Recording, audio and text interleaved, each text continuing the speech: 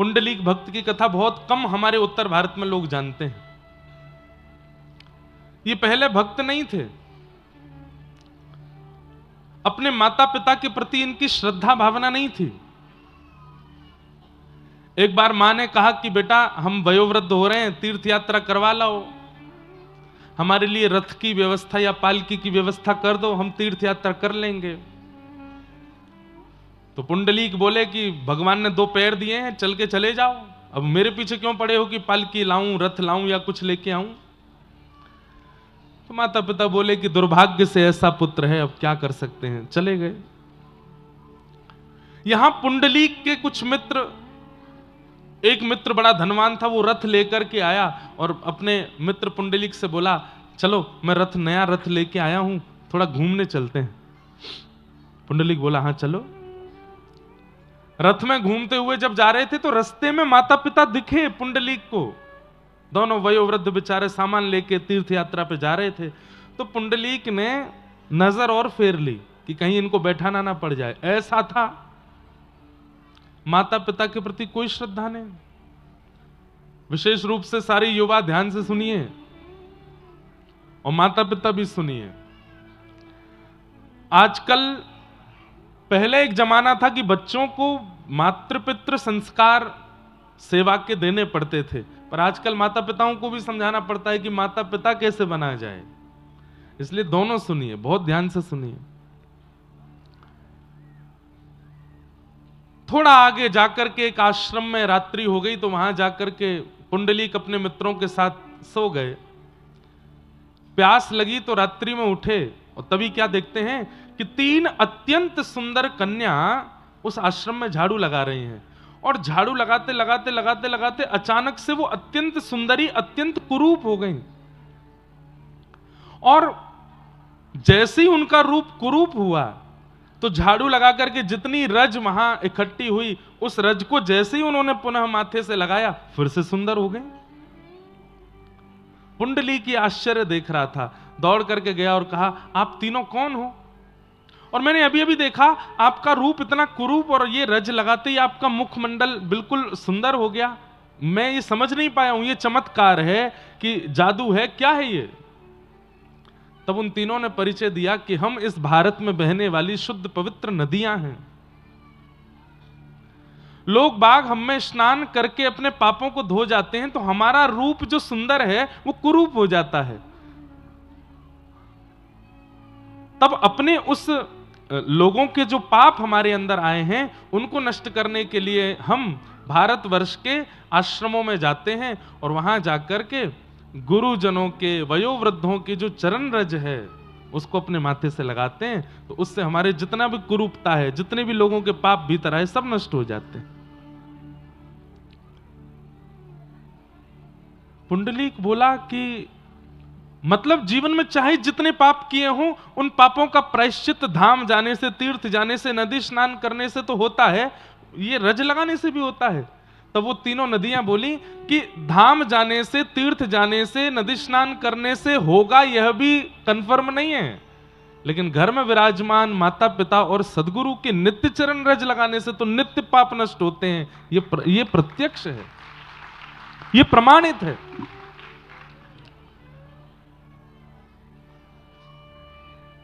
हर की पौड़ी पे इतनी भीड़ लगती है हरिद्वार में, क्यों? पाप चले जाते हैं वहां स्नान करने से। गंगा पापम शशि तापम धन्यम कल्प तरुस तथा, ये बात बिल्कुल सिद्ध है कि गंगा पाप मुक्त करती हैं, परंतु वहां आपको संकल्पित होना पड़ेगा। हे गंगा मैया, मैं आप में डुबकी लगा रहा हूं, मेरे पापों को मुक्त कर दो। मैं संकल्प दे करके कहता हूं कि मैं पुनः पाप नहीं करूंगा, तब गंगा आपके पापों को निवृत्त करती है। अगर गंगा में स्नान करने के बाद पुनः पाप की ओर आप जाने वाले हैं तो पाप नष्ट नहीं होगा। पर घर में विराजमान माता पिता, उनको संकल्प नहीं देना पड़ता, उनको तो आप नित्य प्रणाम करो, बस प्रणाम करने मात्र से वो हृदय से चाहेंगे कि आपके सारे पाप नष्ट हो जाएं। पुंडलीक समझ गए और उसी समय दौड़ करके गए और अपने माता पिता को बीच रास्ते में ही रथ में विराजमान किया, घर ले गए और घर ले जाकर के कहा कि अब तीर्थ आपको नहीं जाने पड़ेंगे, मैं आपकी यही सेवा करता रहूंगा और यही तीर्थों का जल, तीर्थों का प्रसाद आ जाएगा, और ज्यादा इच्छा होगी तो अब तीर्थ आएंगे यहां पर, आप कहीं नहीं जाएंगे, मैं आपकी सेवा करूंगा। और माता पिता को घर पर लेकर के इतने परम भक्त हो गए पुंडलीक, चरण दबाते हैं, भोजन कराते हैं, स्नान कराते हैं, उठाते हैं, बिठाते हैं, खिलाते हैं, इतनी सेवा की अपने माता पिता की। मतलब जैसे कोई व्यक्ति अपने ठाकुर सेवा में रत रहता है, ऐसे पुंडलीक अपने माता पिता को ही विट्ठल और रुक्मणी मान करके सेवा करते थे कि ये विट्ठल हैं, ये रुक्मणी हैं। जैसे हम भक्त लोग चंदन घिस के ठाकुर जी को लगाते हैं, पुंडलीक चंदन घिस के अपने माता पिता को लगाता है। हम लोग बाजार जाकर के मिष्ठान ठाकुर जी के भोग के लिए लगाते हैं, पुंडलीक घर में सामग्री बना के अपने माता पिता को भोग लगाते हैं। हम लोग पुष्प चयन करके ठाकुर जी के चरणों में अर्पित करते हैं, पुंडलीक पुष्प चयन करके माता पिता के चरणों में अर्पित करते हैं। मतलब संपूर्ण ठाकुर सेवा को माता पिता के रूप में करते हैं पुंडलीक।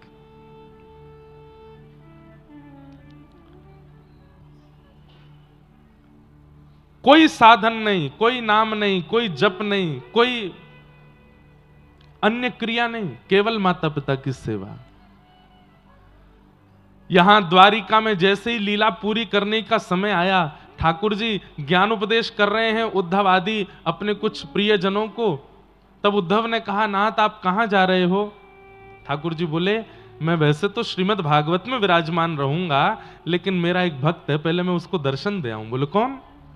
बोले चंद्रभागा के तट पर अपने माता पिता की चरण सेवा कर रहा है पुंडलीक, मैं उसके पास जाऊंगा। उसने कोई साधन नहीं किया, यज्ञ नहीं किया, तप जप कुछ नहीं किया, केवल मातृ पितृ सेवा की है। मेरा मन है कि मैं उसको दर्शन दूं। और ठाकुर जी पहुंच गए। पुंडलीक माता पिता की सेवा कर रहा था, आधी रात का समय। जैसे ही ठाकुर जी आए तो ठाकुर जी के श्री अंग से कस्तूरी की सुगंध आ रही थी, और वो सुगंध इतनी मनमोहक होती है कि महाराज देवराज इंद्र भी उस सुगंध को लेने के लिए तड़पते हैं, लेकिन ठाकुर जी के अंग की वह सुगंध इंद्र को भी प्राप्त नहीं होती। लेकिन जैसे ही भगवान पुंडलीक के द्वार पर पहुंचे तो पुंडलीक को सुगंध आने लगी। तो सुगंध प्राप्त करते ही पुंडलीक बोला, पता नहीं ये सुगंध कहां से आ रही है, अगर ये सुगंध मेरे माता पिता को आई तो कहीं वो बेचैन ना हो जाएं, वो गहरी नींद में हैं, सुगंधी के कारण कहीं उनको बेचैनी ना हो, कहीं वो करवट ना लेने लग जाएं। पुंडलीक दौड़ करके गया, हवा करने लगा द्वार पर कि ये सुगंधी भीतर ना आवे। ठाकुर जी चल करके आ रहे हैं तो नूपुरों की छम छम छम ध्वनि आ रही है, हाथ के कड़ूले बज रहे हैं, ठाकुर जी के श्रृंगार बज रहे हैं। तो उसका जो स्वर आ रहा है, जिनसे वेद प्रकट होते हैं, वेद की ऋचाएं प्रकट होती हैं, ठाकुर जी के नूपुरों की उन ध्वनि को सुन करके पुंडलीक अपने माता पिता के कान बंद कर रहा है कि कहीं इस स्वर से इनकी नींद ना खुल जाए। जैसे ही श्याम सुंदर आकर के द्वार पर खड़े हुए तो उनका नील सरोरुह वदन, और जैसे ही उसकी कांति घर के अंदर प्रवेश करने लगी, पुंडलीक चद्दर रखता है अपने माता पिता पे, कहीं ये कांति मेरे माता पिता के मुख पे गई तो वो छटपटा के उठ ना जाए। और पूछने लगा, कौन हो भाई, यहां क्यों आज चले आए हो? ठाकुर जी उत्तर देके बोले, पुंडलीक मैं हूं। बोले कौन मैं? बोले देवकी नंदन, वसुदेव नंदन, द्वारिकाधिपति, गौ ब्राह्मण प्रतिपालक, त्रिभुवन नायक, साक्षात परमात्मा कृष्ण, तुम्हारे द्वार पर खड़ा हूं पुंडलीक। पुंडलीक दौड़ करके गया, बोले आप भगवान हो? बोले जी। यहां क्यों आए हो? ठाकुर जी बोले, ये प्रश्न कोई नहीं करता मुझसे। अरे जन्म जन्मांतरों के पुण्यों के बाद भी मेरा दर्शन नहीं होता पुंडलीक, मैं तेरे कुछ सालों की सेवा से प्रसन्न होकर आ गया हूं। पुंडलीक बोला, लेकिन मैंने आपको प्रसन्न करने के लिए सेवा तो नहीं की थी, आप क्यों प्रसन्न हो गए? मैं तो माता पिता की सेवा उनकी प्रसन्नता के लिए कर रहा हूं, आप क्यों प्रसन्न हो गए? ओहो, मैंने सुना है आप माखन चोर हो, आप चित चोर हो, मेरे माता पिता की सेवा की प्रसन्नता की भी चोरी कर ली आपने। अरे वो प्रसन्न होने चाहिए, आप क्यों हो गए? रुक्मणी जी भी साथ में गई थी। रुक्मणी जी ने ठाकुर जी का हाथ पकड़ा, बहुत बेइज्जती हो रही है, चलो यहां से, इसलिए आए थे हम यहां पे। देवी रुको ना, ये पुंडलीक है, इसकी निष्ठा तो देखो माता पिता में। साक्षात कृष्ण, साक्षात रुक्मणी द्वार पर खड़े हैं, लेकिन ये हमको पूछ भी नहीं रहा है माता पिता के आगे। ठाकुर जी के पास आकर के हाथ जोड़ के बोला, मैं आपके आगे हाथ जोड़ता हूं, मेरे माता पिता सो रहे हैं, विश्राम कर रहे हैं, आप जाइए यहां से। ठाकुर जी बोले, हम एक बार जिसके पास आ जाते हैं फिर उसको लेके ही जाते हैं। पुंडलीक बोला, मैं नहीं जाने वाला कहीं, और ना मुझे जाना है, और ना मैंने आपको बुलाया। अगर आपका कोई न्यायालय होता हो तो वहां पर मैं आप पर केस भी कर दूंगा कि मैंने नहीं बुलाया था आपको, जबरदस्ती ले गए मुझे खींच के। ठाकुर जी बोले, कैसी भक्ति पुंडलीक की। अच्छा भाई, हम द्वार पर खड़े हैं, तुम सेवा कर लो माता पिता की, जब सेवा से निवृत्त हो जाओ तब आ जाना, तब मिल लेना हमसे, तब तक के लिए कोई आसन दे दो हमको। पुंडलीक बोला, अब आसन लाओ, फिर कहोगे चाय नाश्ता पानी लाओ, फिर कहोगे भोजन लाओ, फिर कहोगे नींद आ रही है बिस्तर लाओ। अरे आसन तो दे ही सकते हो। पुंडलीक गए भीतर जाकर के, आसन ढूंढने में इतनी उनको लग रहा था कि इतनी देर भी मेरे माता पिता की सेवा से मुझे दूर क्यों किया जा रहा है। तो एक ईंट दिखाई दी, वही सरका दी, बोले ये लो आसन, बैठ जाओ उसके ऊपर। रुक्मणी जी पकड़ती रही, मना करती रही, ठाकुर जी नहीं माने, और उस ईंट के ऊपर प्रतीक्षात्मक भाव से आज तक ठाकुर जी खड़े। आज भी पंढरीनाथ विठल भगवान खड़े हैं और प्रतीक्षा कर रहे हैं कि मेरे पुंडलीक की सेवा एक दिन पूरी होगी और वो मुझसे मिलने आएगा। सोचिए, भगवत दर्शन के लिए मैं और आप, हम क्या नहीं कर रहे हैं, सब कुछ कर रहे हैं। सारे नियमों का पालन कर रहे हैं, सारी विधाओं का पालन कर रहे हैं, सारे तीर्थों के दर्शन कर रहे हैं, सब प्रकार की क्रिया कर रहे हैं कि हमको भगवत अनुभव हो, लेकिन घर में विराजमान जो माता पिता हैं उनकी सेवा ही नहीं कर रहे। अब वैसे तो मैं भी वंचित रहता हूं सेवा से, मुझे भी माता पिता की सेवा तो प्राप्त नहीं हो पाती। बार बार उनके समीप जाना, उनके चरण दबाना, ये हमको सेवा मिलती नहीं, हम तो कथाओं में ही रहते हैं। पर बंधुओं, सबसे बड़ी सेवा क्या है कि आपकी क्रिया, आपके विचार, आपका स्वभाव, आपका व्यवहार वो आपके माता पिता को प्रसन्न कर देता हो। ये सबसे बड़ी सेवा है एक बालक की, कि उनके माता पिता प्रसन्न हो जाते हैं, हंसने लगते हैं, प्रसन्न मुद्रा में उनको देख लेते हैं। हमें नहीं पता हमारी सेवा से माता पिता प्रसन्न होते होंगे कि नहीं, पर हाँ, अपने 24 घंटे के पूरे जीवन काल में 3 घंटा कथा करते हैं तो उससे जरूर हमारे पिताजी माताजी प्रसन्न होते हैं, उससे जरूर उनके चित्त में आनंद होता है। इसलिए भैया हमारी एक बात मानिए, एक माला कम करोगे चलेगा, एक तीर्थ कम रह जाएगा तो भी चलेगा, लेकिन आपके माता पिता के दोनों वरदहस्त आपके सिर पर पूरे पूरे हों, यही भगवत प्राप्ति का एक विशिष्ट साधन है। उसके लिए प्रयास करो।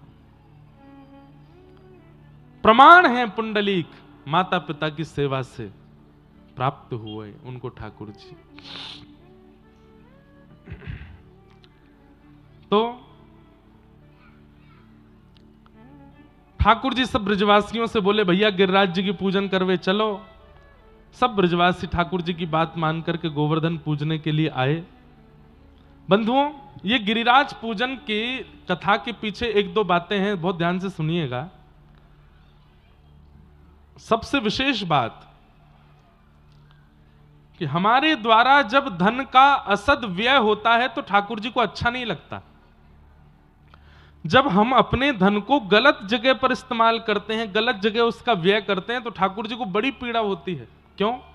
धन साक्षात लक्ष्मी है, और लक्ष्मी का जब असद व्यय हमारे द्वारा होता है तो ठाकुर जी को पीड़ा होती है। तो ठीक वैसे ही कहीं भी पूजने चले जाएं, कहीं भी चद्दर वद्दर चढ़ाने चले जाते हैं, कहीं भी अगरबत्ती घुमाने चले जाते हैं, किसी को भी पूजने लग जाते हैं, क्यों? हमारे काम बन जाएं, केवल इसलिए ठाकुर जी को इससे बड़ी पीड़ा होती है। ठाकुर जी बोलते हैं, जब मैं मिल गया तो फिर तू कहीं और काहे को भटक रहा है? जब मैं प्राप्त हो गया तो फिर कहीं और भटकने की आवश्यकता क्यों है? इसलिए भैया, एक के रहिए जीवन भर। ठाकुर जी जीवन में प्राप्त हो गए तो बस उन्हीं के रहिए, अन्य स्थानों पर जाकर के असद धन का व्यय मत करो। ब्रजवासियों के प्रति ठाकुर जी की भावना ऐसी बनी कि जब मैं मिल ही गया तो फिर इंद्र की पूजा क्यों? अपने इस अमूल्य धन का असद व्यय मत करो। तो अब ठाकुर जी बोले, मैं कहूंगा मेरी पूजा करो तो ये करेंगे नहीं, तो फिर अपने ही सब्स्टिट्यूट के रूप में ठाकुर जी ने गिरिराज जी की पूजा कराई। लेके गए सब ब्रजवासी, इनको जाओ जाकर के गिरिराज पूजन करो। और 4 भुजा वाले श्री गोवर्धन नाथ प्रकट है करके सब ब्रजवासियों की सेवा को स्वीकार करने लगे। इंद्र को पता चली तो इंद्र ने मेघमालाओं को आज्ञा करके कहा कि इतनी वर्षा करो पूरा ब्रजमंडल बह जाए। आकाश में काले बादलों ने गर्जना करनी शुरू की। ब्रजवासियों का विश्वास डगमगाने लगा। उस विश्वास को स्थिर करने के लिए गिरिराज जी को प्रणाम करके 7 बरस के ठाकुर जी ने 7 कोस लंबे चौड़े गिरिराज पर्वत को धारण करके अपनी बाम हस्त की कन्नी उंगली के नख पे धारण कर लिया। बोलो गिरवरधारी गोपाल की। बंधुओं, गिरिराज धारण लीला, इसके अनेक पहलू बताए जाते हैं, पर इसका एक विशेष पहलू यह भी है कि उन ब्रजवासियों के चित्त में अविश्वास हो गया था कि भाई हम गिरिराज पूजन करवे आए, इंद्र नाराज है क्यों, और इंद्र से हमारी रक्षा ये गिरिराज बाबा नहीं कर रहे हैं। तो ठाकुर जी ने सब ब्रजवासियों को दिखा दिया, देखो गिरिराज बाबा की हमने पूजा करी, इतना विशाल पर्वत, अरे हम 1-8 किलो के पत्थर नहीं उठा सकते, इतना विशाल पर्वत देखो, मैं 7 बरस को हूं, मैंने इकन्नी उंगली पर धारण कर लियो, मैंने नहीं धारण कियो, ये हमारी रक्षा करवे के काजे गिरिराज बाबा ही इतने हल्के है गए कि मैंने इनको धारण कर लियो। इससे ब्रजवासियों का विश्वास प्रगाढ़ करवाया ठाकुर जी ने। मानो हमसे भी ठाकुर जी यही संकेत कर रहे हैं कि शरणागति के बाद में अविश्वास नहीं आना चाहिए। अपने आचार्य के प्रति, अपने इष्ट के प्रति कभी अविश्वास मत करो। प्रतीक्षा करो, प्रणाम करो और बस प्रतीक्षा करो कि वह एक दिन गिरिराज बन के धारण होंगे और जो आपत्ति विपत्ति आ रही है उससे हमारी रक्षा करेंगे। ठाकुर जी ने 7 कोस लंबे चौड़े गिरिराज पर्वत को धारण किया। सब ब्रजवासियों ने अपनी छड़ी लगाई। 7 दिन 7 रात्रि तक ठाकुर जी ने ऐसे ही धारण करके ठाकुर जी खड़े रहे। अब यहां अनेक कथाएं, अनेक लीलाएं गिरिराज जी के नीचे भी ठाकुर जी की हुई हैं। एक लीला कि गर्गाचार्य जी महाराज ने यशोदा मैया से कही, बोले मैया तुम्हारो लाला जो है नारायण समो गुणई है, ये तुम्हारो लाला जो है का ये नारायण के समान गुण वालो है, तो जब कभी भी कछु विशिष्ट क्रिया लीला करे तो आप यहां पे संशय मत करियो। आज जब ठाकुर जी ने गिरिराज जी उठाए तो यशोदा मैया को गर्गाचार्य जी की बात याद आई कि मेरो लाला नारायण के समान गुण वालो है, लेकिन गर्गाचार्य जी ने एक बात और कही थी, बोले तुम्हारे लाला के समान गुणवान और योग्य वृषभानु जी की लाली भी है, वो भी नारायण की ही आह्लादनी शक्ति है। तो जब कभी तुम्हारो लाला कोई विशिष्ट लीला करे तो वृषभानु नंदिनी राधा रानी को या के सामने लाए के खड़ो कर दियो, तुम्हारे लाला की शक्ति क्षीण नहीं होएगी। आज जब ठाकुर जी ने गिरिराज जी उठाए तो यशोदा मैया व्याकुल हुई, कहां है राधा रानी, कहां है वृषभानु नंदिनी, कहां है बरसाने वाली राधा, वाकू लेके आओ, मेरे लाला के सन्मुख खड़ो कर दो। यशोदा मैया ढूंढने लगी, कहां है कहां है कहां है। 3 दिन बीत गए। 3 दिन बाद वृषभानु बाबा मिले तो वृषभानु बाबा से यशोदा मैया बोली, आपकी लाली कहां है? भानु बाबा बोले, मैं खुद 3 दिन आते ढूंढ रहा हूं, मुझे मिल ही ना रही है, कहां चली गई? सब जगह ढूंढा लेकिन राधा रानी नहीं मिली। तो जिस शिलाखंड के ऊपर ठाकुर जी खड़े हैं कन्नी उंगली पर गिरिराज जी लेकर के, उस शिला के पीछे जब जाकर के यशोदा मैया ने देखा तो क्या पाया कि वहीं ध्यान मुद्रा में श्री किशोरी जी, श्री राधा रानी बैठी हैं और अपने अपलक नेत्रों से श्री गिरिराज जी को देख रही हैं, और किशोरी जी के नेत्रों से ही निकलने वाला एक दिव्य तेज, उस पर श्री गिरिराज जी टिके हुए हैं। श्री राधे जू के कारण मैंने गिरिवर लियो उठाया।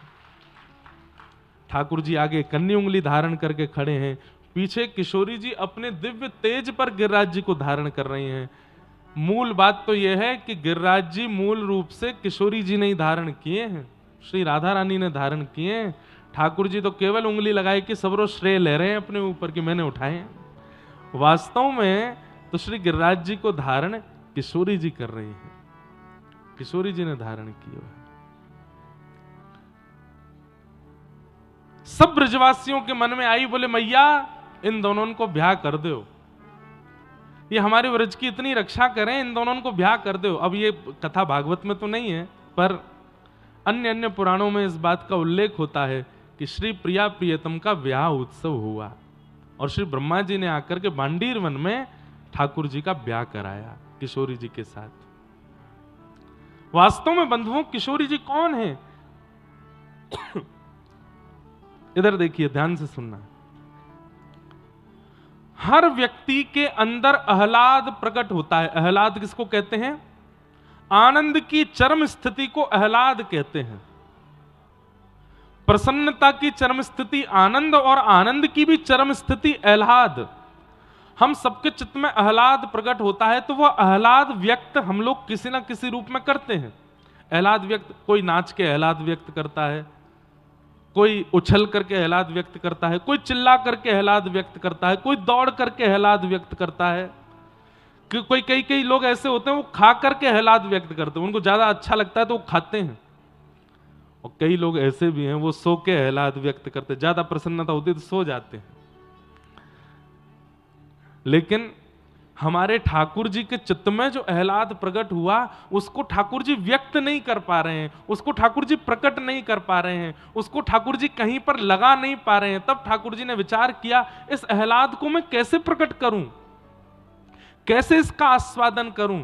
तब वही आह्लाद चित्त से प्रकट होकर के दूसरे रूप में श्री किशोरी जी के रूप में प्रकट हो गया। अब जब जब ठाकुर जी उनको देखते हैं तब तब अपने आह्लाद को व्यक्त करते हैं। जब जब श्याम सुंदर किशोरी जी को देखते हैं, मानो उनका जो आह्लाद है, जो प्रसन्नता है, वो व्यक्त हो जाता है। तो जो स्वयं से प्रकट है उससे विवाह कैसा? किशोरी जी ठाकुर जी से ही प्रकट हैं, उन्हीं की आह्लादनी शक्ति हैं। इसलिए प्रकट रूप में और सार्वभौम रूप में कोई विवाह का क्रम विशेष रूप से नहीं निभाया, लेकिन अंतरंग भाव से रसिकों के लिए ठाकुर जी का किशोरी जी के साथ में विवाह हुआ। एक ही हैं दोनों, अलग नहीं है, एक ही भाव है। तो इस प्रकार ठाकुर जी ने किशोरी जी के साथ में लीला की और लीला करके अपने भाव को व्यक्त किया, अपने भाव को विराजमान किया। हमारे व्रज में गाते हैं, हो व्रज में रतन राधिका गोरी, व्रज में रतन राधिका गोरी, व्रज में रतन राधिका गोरी, व्रज में रतन राधिका गोरी, राधिका गोरी, राधिका भोरी, राधिका राधिका गोरी, राधिका भोरी, राधिका भोरी, राधिका भोरी।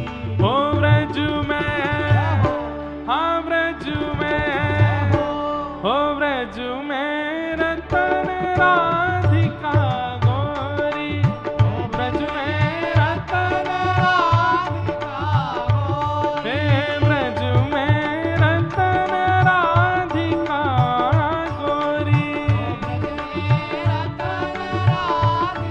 बोलो वृषभानु दुलारी की।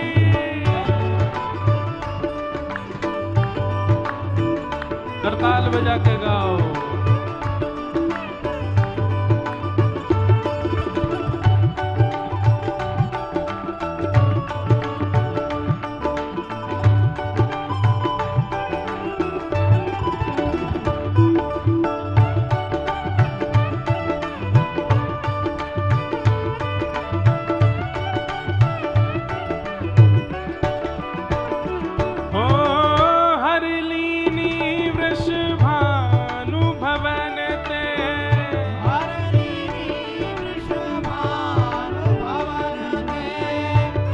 हरिलीनी वृषभानु भवन ते,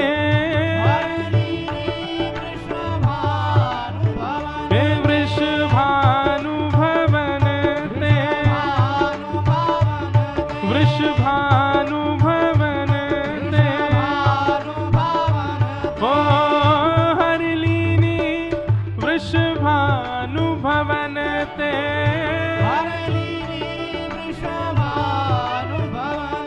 ओ नंद सुवन करी चोरी, नंद सुवन करी चोरी, हाँ नंद सुवन करी चोरी, नंद सुवन करी चोरी। ओ ब्रज में, हाँ ब्रज में, ओ ब्रज में रतन राधिका गोरी, ओ ब्रज में रतन राधिका गोरी, हे ब्रज में रतन राधिका गोरी,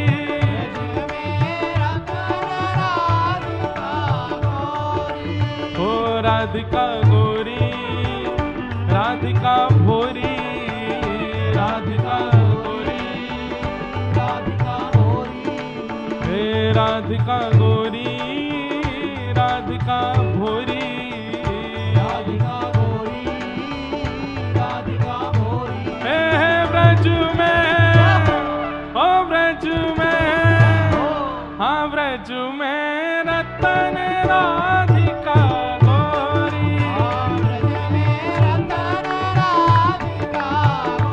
हे ब्रज में रतन राधिका गोरी,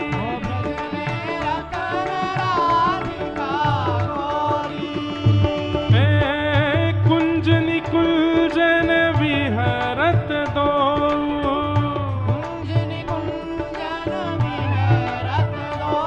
हाँ कुंज निकुंजन विहरत दो,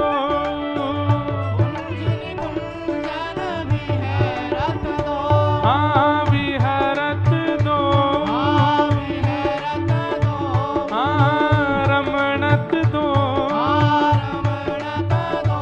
हो कुंज निकुंजन विहरत दो,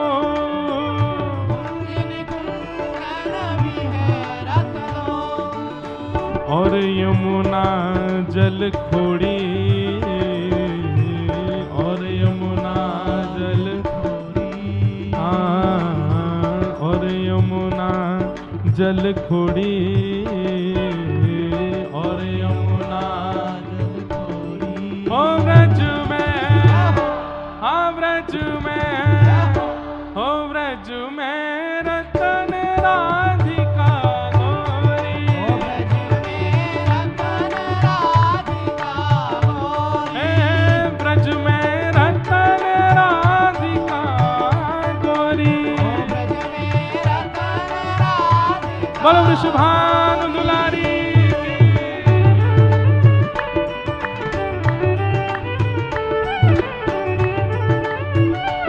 दोनों भुजा उठा के करताल बजा के गाओ, श्री राधा रानी की।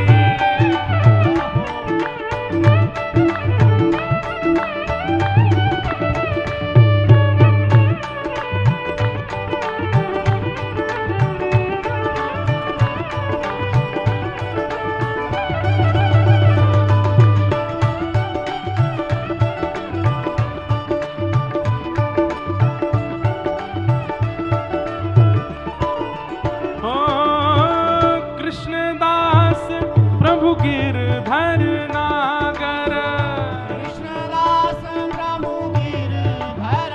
हमारे व्रज में अष्ट सखा हुए, अष्ट छाप के कवि, उनमें से श्री कृष्णदास जी, बड़ी सुंदर लीलाएं हैं इनकी ठाकुर जी के संग, उनका पद है कृष्णदास प्रभु गिरधर नागर, कृष्णदास प्रभु गिरधर नागर, हे प्रभु गिरधर नागर, ओ प्रभु गिरधर नागर, हे कृष्णदास प्रभु गिरधर नागर।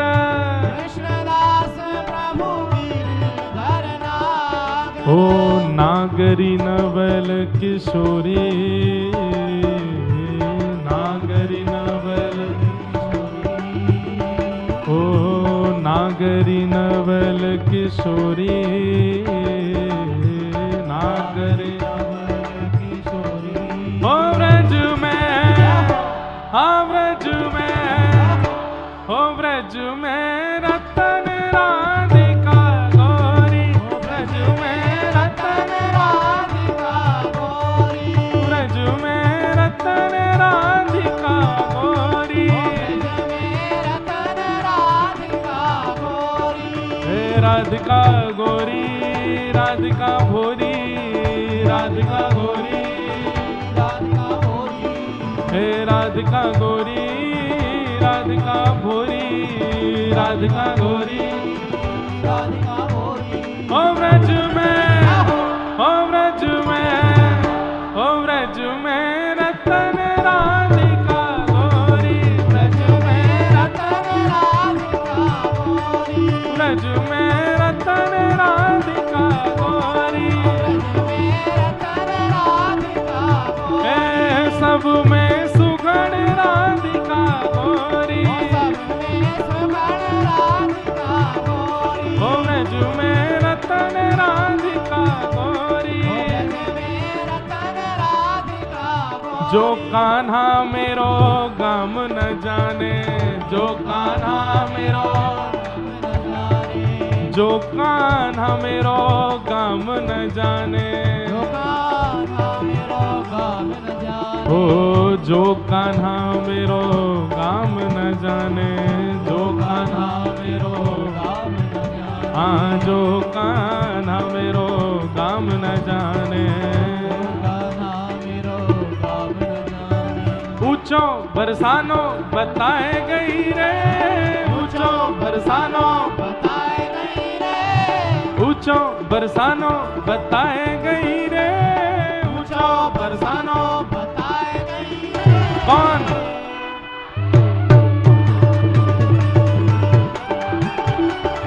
देखो कल तो कथा विश्राम है, कल तो चले ही जाना है। अब ये 2 दिन आज और कल की कथा और है, कल कथा सुबह और है, सुबह 10 बजे से कथा है। तो बस ये 2 दिन ऐसा भाव है कि कथा के माध्यम से और श्री किशोरी जी के कीर्तन के माध्यम से ये कथा ऐसी स्मृति बन के बैठ जाए चित्त में, मन में, हृदय में कि कटनी वाले झूमते ही रहें। हमारी किशोरी जी के नाम में ऐसे है जाए महाराज की बस कटनी वाले उन्हीं को याद करते रहें। ऊंचो बरसानो बताए गई रे, ऊंचो बरसानो बताए गई रे, ऊंचो बरसानो बताए गई रे, ऊंचो बरसानो बताए गई रे। बरसाने की छोरी राधा गोरी गोरी, बरसाने की छोरी राधा गोरी गोरी। जो कान्हा मेरो नाम न जाने, जो कान्हा मेरो नाम न जाने, जो कान्हा मेरो नाम न जाने, जो कान्हा मेरो नाम न जाने, वो मेरो नाम न जाने। और आपको पता हो ये होली को पद है और हमारे ब्रजमंडल में वसंत पंचमी से लेकर के और एकादशी धुलेरी तक होली चला 40 दिना की। रोज ठाकुर जी को गुलाल लग रहा है, तो इस भाव से ये रसिया होरी को गाय लो कि आज हम श्री भागवत जी को भी गुलाल लगा रहे हैं, होरी की नग बधाई दे रहे हैं। हो जो कान्हा मेरो नाम न जाने, जो कान्हा मेरो नाम न जाने, हाँ जो कान्हा मेरो नाम न जाने, जो कान्हा मेरो नाम न जाने, ओ मेरो नाम न जाने, मेरो नाम न जाने, ओ मेरो नाम न जाने, ओ ये तो कछु नाए जाने, ओ मेरो नाम न जाने, मेरो नाम न जाने। जो कान्हा मेरो नाम न जाने, हो जो कान्हा मेरो नाम न जाने, हाँ जो कान्हा मेरो नाम न जाने। हे राधा रंगीली बताए गई रे, राधा रंगीली बताए गई रे, राधा रंगीली बताए गई रे, राधा रंगीली बताए गई रे। कौन बरसाने की छोरी, राधा गोरी गोरी, बरसाने की छोरी, राधा गोरी गोरी, हो बरसाने की छोरी, राधा गोरी गोरी, बरसाने की छोरी, राधा गोरी गोरी। ओ करके इशारों बुलाए गई रे, करके इशारों बुलाए गई रे, करके इशारों बुलाए गई रे, करके इशारों बुलाए गई रे। कौन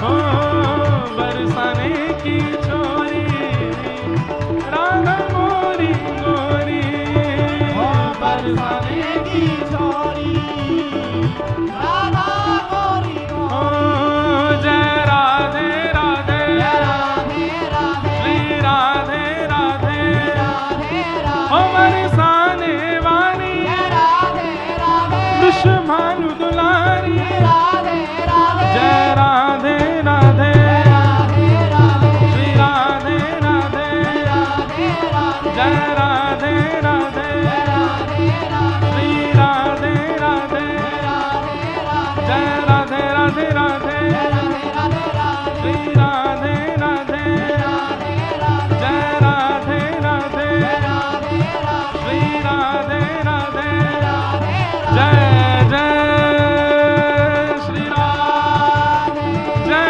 जय श्री राधे, जय जय श्री राधे।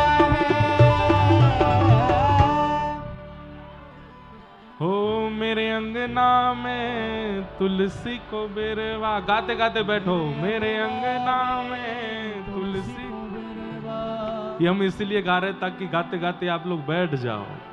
मेरे अंगना में तुलसी को बेरवा, मेरे अंगना में तुलसी को बेरवा, तुलसी निशानी बताए गई रे, तुलसी निशानी बताए गई रे, हो तुलसी निशानी बताए गई रे, तुलसी निशानी बताए गई रे। कौन बरसाने की छोरी, राधा गोरी गोरी, बरसाने की छोरी, राधा गोरी। और सब सखियन में श्यामा जू प्यारी, सब सखियन में श्यामा जू प्यारी, सब सखियन में श्यामा जू प्यारी, सब सखियन में श्यामा जू प्यारी। मोहन के मन को लुभाए गई रे, मोहन के मन को लुभाए गई रे, हे मोहन के मन को लुभाए गई रे, मोहन के मन को लुभाए गई रे। कौन बरसाने की छोरी, राधा गोरी गोरी, बरसाने की छोरी, राधा गोरी गोरी। जय जय श्री राम। ऐसी हमारी श्री प्रिया जी किशोरी जी हैं। ठाकुर जी की हर लीला में व्रजमंडल में संवर्धन। देखो एक बात सुनो, व्यक्ति जब अत्यंत प्रेम में होता है, अत्यंत प्रेम भाव का स्मरण करता है, तो अपनी शक्तियों को विस्मृत कर देता है, या फिर कह लो अपनी शक्तियों को गौड़ कर देता है। व्रजलीला में ठाकुर जी को व्रजवासियों से इतनी प्रीति हो गई, इतना प्रेम मिला कि ठाकुर जी अपनी भगवत तत्वता को बार बार विलीन कर लेते हैं। तब किशोरी जी आती हैं और किशोरी जी आकर के ठाकुर जी की उस विलीन शक्ति को पुनः प्रकट करवाती हैं, ताकि ठाकुर जी की लीला का संवरण हो सके, ठाकुर जी की लीला का आगे सबको दर्शन और अनुभव प्राप्त हो सके। ऐसी हमारी किशोरी जी हैं। महाप्रभु जगन्नाथ जी के रूप में भी श्री किशोरी जी का निवास है। ये मुखमंडल जगन्नाथ जी का जो दिखता है ये कृष्ण है, पर जो अंग हमें दिखाई नहीं देता है, ठाकुर जी का जो नीचे का भाग है, जो वस्त्र के भीतर विराजमान है, वो संपूर्ण श्री किशोरी जी हैं। श्री राधा कृष्ण मिलित तनु हैं श्री महाप्रभु जगन्नाथ। वो गौर वर्णा जो भीतर का ठाकुर जी का अंग है, वो श्री किशोरी जी हैं, श्री राधा रानी है। ऐसी श्री राधा रानी की कृपा से और सब ब्रजवासियों के अनुग्रह से ठाकुर जी ने गिरिराज जी धारण किए। 7 दिन 7 रात्रि बाद भगवान ने गिरिराज जी को पुनः विराजमान किया। बोलो गोवर्धन नाथ की। इंद्र ने आकर के भगवान की स्तुति गाई और वह स्तुति सुनकर के ठाकुर जी ने इंद्र को क्षमा किया। तत्पश्चात आगे के क्रम सुनाए गए, एकादशी नियम बताए गए। रात्रि काल में जागरण हुआ, ब्रजवासियों ने जागरण किया और श्री नंद बाबा, कुछ देव गंधर्व जन उन्हें नदी स्नान के समय अपने संग लेके चले गए। ठाकुर जी ने जाकर के उन्हें पुनः मुक्त कराया। तत्पश्चात रास पंचाध्याय का प्रसंग सुनाया गया। गैयाओं ने भगवान का नाम गोविंद रखा, यह लीला भी मध्य में आई। ठाकुर जी की लीला चल रही है और यहां अब रास पंचाध्याय का क्रम प्रारंभ होता है। भगवान पिता रात्रि शरदोत्फुल्ल मल्लिका विक्षरन्तुम मनश्चक्रे योग मायामुपाश्रितः। बंधुओं, बहुत ध्यान से सब लोग अब इधर देखेंगे और कथा श्रवण करें। रास पंचाध्याय का प्रसंग। भगवान, अगर आपसे पूछ लिया जाए कि भगवान की पहचान क्या है तो आप क्या बताओगे? यहां पर इतने सारे लोग बैठे हैं, इतने लोग कथा सुनने वाले, सत्संग करने वाले बैठे हैं। भगवान का परिचय दीजिए। कैसे दोगे परिचय ठाकुर जी का? और या फिर कभी ठाकुर जी सामने आ भी जाएं तो पहचानोगे कैसे कि ये भगवान है? कभी इस पर विचार किया? 6 लक्षणों से जो युक्त हैं उन्हें भगवान कहते हैं। ये 6 लक्षण जिसके अंदर हैं, या तो वो भगवान है या फिर भगवान का कोई अंश है, भगवान का कोई दूत है। बिल्कुल शांति का परिचय दो भैया। कोई ये बुलाए करो तो धीमे से ही बुलाए करो। हाँ ने भैया धीरे, पटकावारे भैया ने धीरे। सब लोग इधर देखो। उत्पत्ति प्रलयम चैव भूतानाम गति गति वेत्ति विद्याम अविद्याम च सवाच्यो भगवानिति। भगवान किसे कहते हैं? उत्पत्ति प्रलयम चैव। इस सृष्टि की उत्पत्ति जो जानते हैं, किसी से पूछा जाए कि सृष्टि की उत्पत्ति क्या, तो कोई नहीं बता पाएगा। कई लोग आंकड़े लगाएंगे, इतने 1000 वर्ष पहले, इतने लाख वर्ष पहले, इतने ये वर्ष पहले, लेकिन प्रमाणिक रूप से कोई नहीं बता सकता कि पृथ्वी की उत्पत्ति कब हुई और प्रलयम चैव, प्रलय कब होगा, ये जो जानते हैं। ये 2 जानकारियां जिनके पास हैं, उत्पत्ति की और प्रलय की। हम आप सब लोग साइंस पर आसरतू रहते हैं। कितनी बार सुना जा चुका है कि अब प्रलय आ जाएगा। पहले सुना था 2012 में प्रलय आएगा, फिर सुना था 2020 में प्रलय आएगा, फिर सुना था कि किसी ग्रंथ में लिखा है कि 2025 में पूरी धरती खत्म हो जाएगी, और 2026 शुरू हो गया। पता नहीं प्रलय कब आएगा। तो लोग अपने आंकड़े लगाते रह जाएंगे, भविष्य कथन भविष्यवाणियां होती रह जाएंगी, लेकिन प्रलय कब होगा ये सिवाय भगवान को किसी को नहीं पता।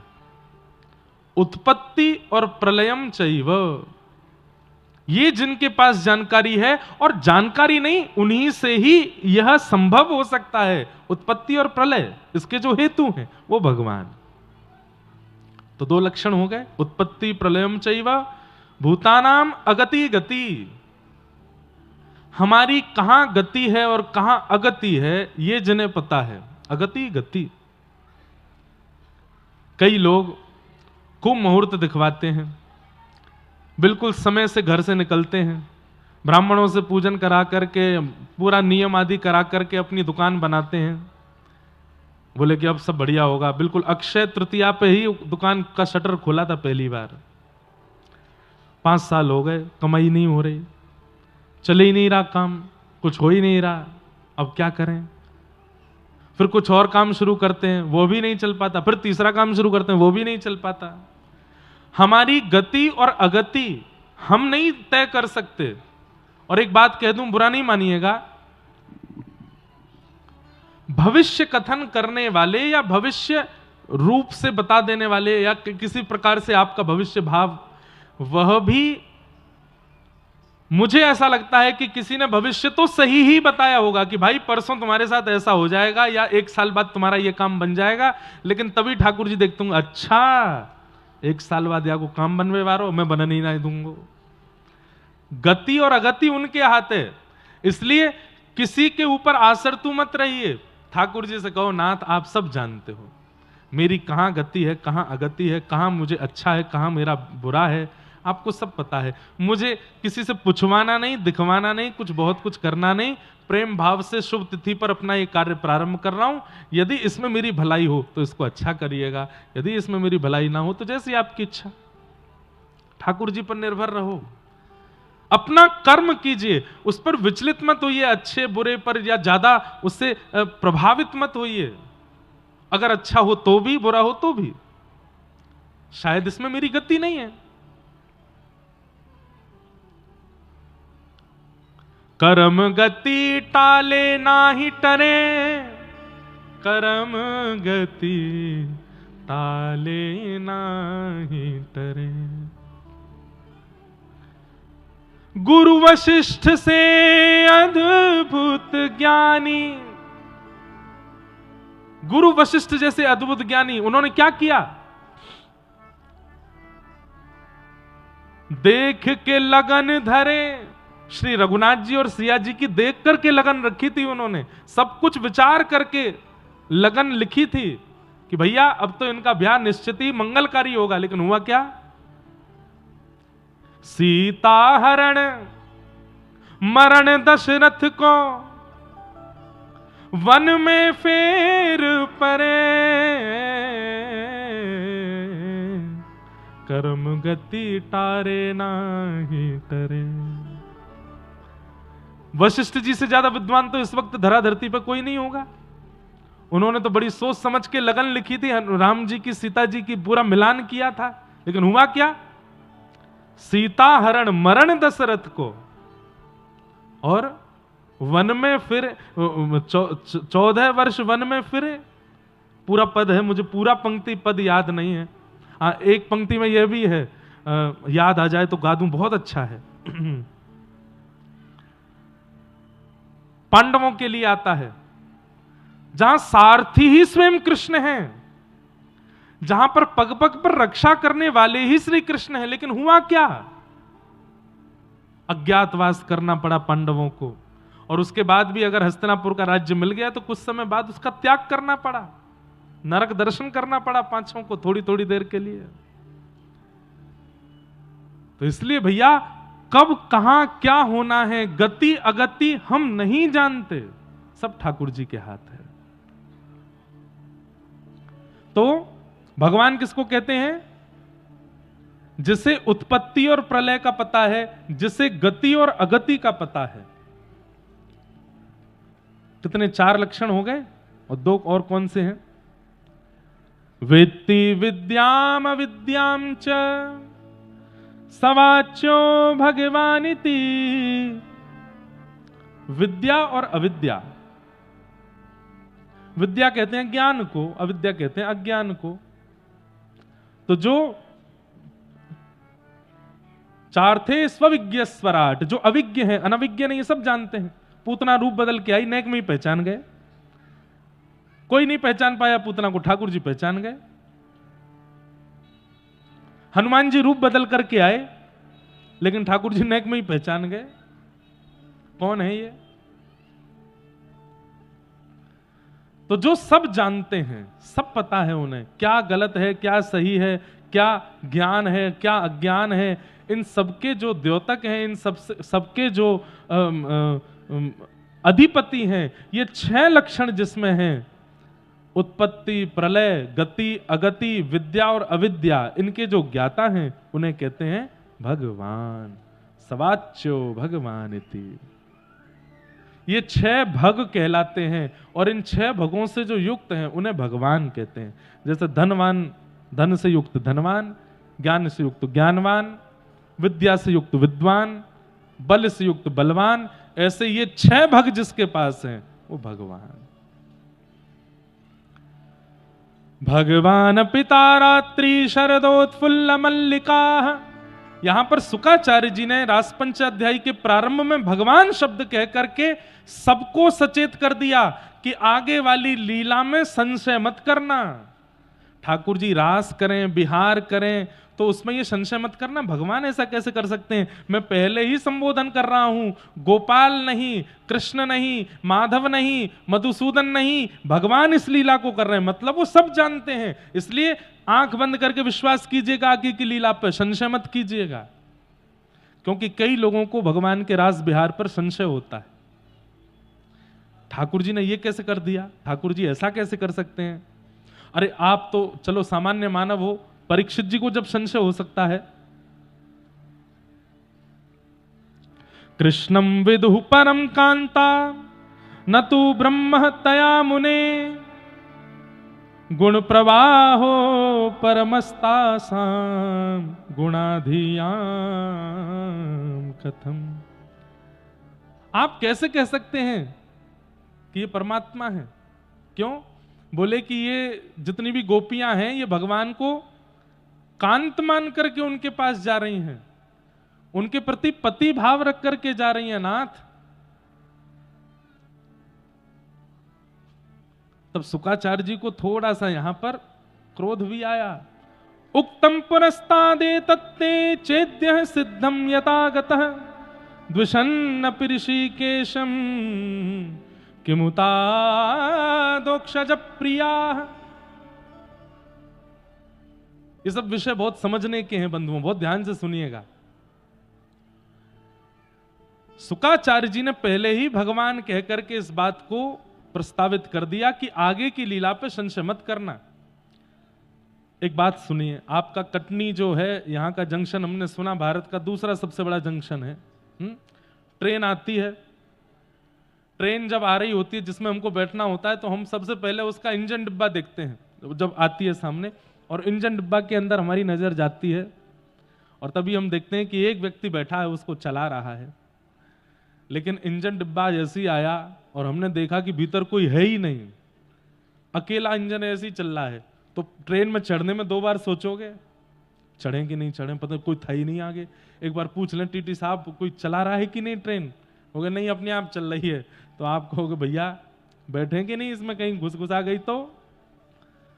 लेकिन जैसे ही हमें दिख जाता है कि इंजन में एक लोको पायलट बैठा है, तो हम लोग बिना किसी संशय के ट्रेन में चढ़ भी जाते हैं, सामान रख के अपनी सीट पे सो भी जाते हैं। क्यों? विश्वास है कि कोई बैठा है। ठीक वैसे ही यहां पर रास बिहार की कथा प्रारंभ करते ही सबसे पहले ही सबको सचेत कर दिया। बोले यह लीला जो मैं सुनाने जा रहा हूं, यह लीला कौन कर रहे हैं? बोले भगवान, जो 6 भगों से युक्त हैं, जिन्हें सब पता है, जिनके द्वारा सारी क्रिया होती है, पाप पुण्य हानि मरण सब कुछ उनके हाथ में है, वो साक्षात विधाता हैं। इसलिए इस लीला पर संशय मत करना। लेकिन फिर भी भले मानुष इस लीला पर संशय करते हैं। ये कैसे हो गया? अच्छा, संशय होने का दूसरा कारण सुनो, ध्यान से सुनिएगा। सब लोग इधर देखो, यहां देखो, यहां देखो, इधर देखो, और कहीं मत देखो। संशय होता क्यों है, उसका दूसरा कारण यह है कि हम रास का मतलब ही नहीं जानते। रास का मतलब हमने क्या सोच लिया, स्त्री पुरुष का मिलन होगा या फिर नृत्य होगा, उसी को रास कहते हैं।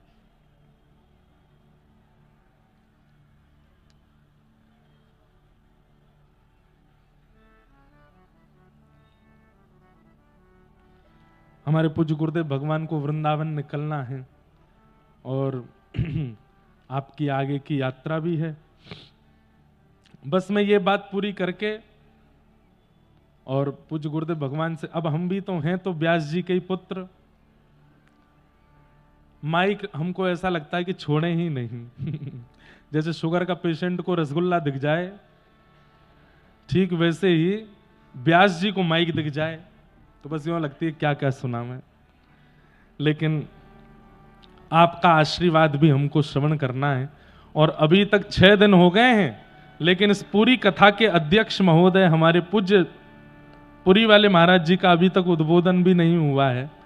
वो हम लोग चाहेंगे कि अगर महाराज जी कृपा करेंगे, कल विश्राम सत्र में पूज्य बड़े महाराज जी का भी कल हम सबको अध्यक्षता उद्बोधन भी आशीष हम सबको प्राप्त होगा। तो मैं अपनी बात पूरी करके फिर पूज्य गुरुदेव भगवान को निवेदन करूंगा कि वे अपनी वाणी से सबको कृतार्थ करें। तो मैं क्या कह रहा था, रास की परिभाषा नहीं जानते हम। अभी मैं आप लोगों में से किसी को बुला के कहूं बताओ रास का मतलब क्या होता है, तो आप कहोगे रास का मतलब नृत्य होता है, रास का मतलब नाचना होता है, या रास का मतलब भगवान के प्रेम में उन्मुक्त होना होता है। नहीं, ये रास नहीं है। रास का सही अर्थ अगर आपने समझ लिया तो पूरी रास लीला पर आपको संशय नहीं होगा। 2 शब्द हैं, रस और रास। सीधा अर्थ है, आप ठाकुर जी के पास जाते हो, आप वृंदावन जाते हो, आप गोवर्धन जाते हो, आप बद्रीनाथ जाते हो, आप जगन्नाथपुरी जाते हो, आप द्वारिका जाते हो, आप दक्षिण जाते हो, आप सदगुरु के पास जाते हो, ये सब रस है क्योंकि आप जा रहे हो। लेकिन कभी कृपा करके जगन्नाथ जी आपके पास आ जाएं, सदगुरु आपके पास आ जाएं, वृंदावन आपके पास आ जाए, तो समझो ये रास है। आपने प्रयास किया, आपने प्रयास किया, वो रस है, पर ठाकुर जी ने आपके लिए प्रयास किया, वो रास है। रास का मतलब नृत्य नहीं होता। एक प्रकार से कह दूं तो कोई अतिशयोक्ति नहीं, कटनी के रंगनाथ मंदिर की यह कथा एक प्रकार से कटनी वासियों के लिए रास है?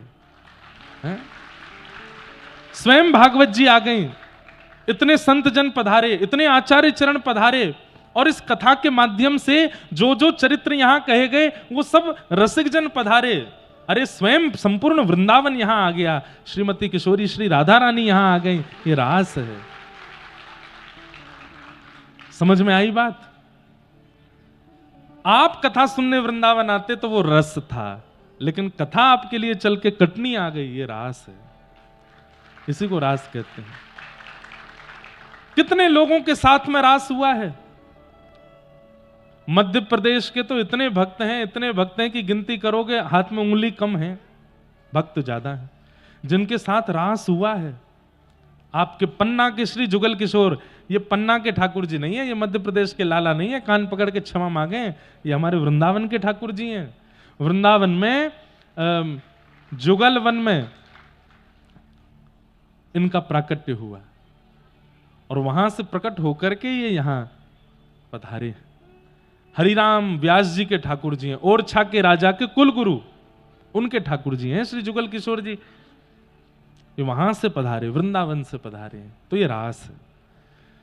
अब रास और क्या क्या होता है इसके विषय में हम अभी और चर्चा करेंगे और रास की भूमिका में प्रवेश करेंगे। उससे पूर्व हमारी प्रार्थना है, हम सबके मध्य में आज परम पूजनीय प्रातः स्मरणीय जिनके जीवन के लगभग 54 वर्ष श्रीमद् भागवत जी को अर्पित हो गए हैं। हमारे पिता हैं इसलिए हम नहीं बोल रहे हैं। 54 वर्ष, 53-54 वर्ष जिन्होंने, यहां पर कितने लोगों की तो उम्र नहीं है इतनी, जितने वर्षों से हमारे पूज्य गुरुदेव भगवान कथा कह रहे हैं। आज भले ही आधुनिक जमाने में आधुनिक यंत्र और इंटरनेट सोशल मीडिया पे भले ही आप हमारी कथा सुन लेते हो, पर जब ये आधुनिक यंत्रों का जमाना नहीं था तब घर घर में कथा चल रही थी पूज्य गुरुदेव भगवान की, पूज्य पिताजी महाराज की। और इसमें कोई अतिशयोक्ति नहीं, ये कृपा हमारे युगल सरकार गुरुदेव भगवान परम पूजनीय प्रातः स्मरणीय श्रीमद् भागवत के सचल विग्रह श्री रामानुज प्रपन्नाचार्य गुरु जी और दूसरे हमारे पूज्य पिताजी महाराज के दीक्षा गुरु जिनके स्थान पर आप बैठे हैं, परम पूजनीय प्रातः स्मरणीय श्री जीयर स्वामी मठ के पूर्व मठाधिपति परम वंदनीय श्री गरुणध्वजाचार्य गुरु जी महाराज, जिनकी कृपा, इन दोनों युगल गुरुदेव की कृपा पूज्य पिताजी महाराज पर, जिनके भाव से आज असंख्य वक्ता कथा कहते हैं, जिनकी कृपा से आज असंख्य वैष्णवों के घर में कृष्ण भक्ति प्रकट हुई। हम लोग तो भैया क्या बोलते हैं, जली जलाई मसाल लेकर के आगे चल रहे हैं, पर उस मसाल को परिश्रम करके प्रज्वलित और सबके मध्य में प्रकाशित तो पूज्य गुरुदेव ने ही किया है। ऐसे हमारे पूज्य गुरुदेव विराजमान हैं। हमारी प्रार्थना कि आप कटनी में भी आ चुके हैं और विजय राघवगढ़ में 3 बार कथा हो चुकी है। आपकी कथा से तो पूरा विश्व आनंदित होता ही है। हमारी प्रार्थना पूज्य गुरुदेव भगवान अपनी वाणी के कुछ शब्दों से आशीष दे करके, ये खीर कथा रूपी 56 भोग बन गया है, आप अपना तुलसी दल पधरा करके ठाकुर जी के भोग के लिए इसको उपयुक्त बना दें, ऐसी हमारी प्रार्थना है। पूज्य गुरुदेव के चरणों में प्रणाम करते हुए उनकी वाणी का रस स्वादन सब लोग बिल्कुल शांति से बैठ करके करेंगे। जय श्री कृष्ण, जय श्री राम, जय श्रीमन नारायण।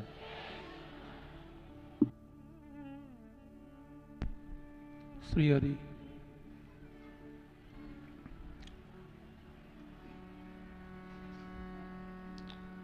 अस्ति स्वस्तरुणी कराग्र विगलत कल्प प्रसूनाप्लुतम वस्तु प्रस्तुत वेणुनादलहरी निर्बाण निर्व्याकुलम स्रस्त स्रस्त निबद्धनी बिबिलसत् गोपी सहस्रावृतम हस्तन्यस्तनतापवर्गमखिलो दारम किशोराकृति कृष्णत्वदीय पदपंकजपंजरान्ते अद्यैव मे विशतु मानसराजहंस प्राण प्रयाण समये कफवातपित्तैः कंठावरोधन विधौ स्मरणं कुतस्ते वसुदेवसुतं देवं कंसचाणूरमर्दनं देवकी परमानन्दं कृष्णं वन्दे जगद्गुरुं लक्ष्मीनाथसमारम्भां नाथयामुनमध्यमाम् अस्मदाचार्यपर्यन्तां वन्दे गुरुपरम्पराम्। श्रीमद्भागवत भगवान की, श्री बालकृष्ण लाल की।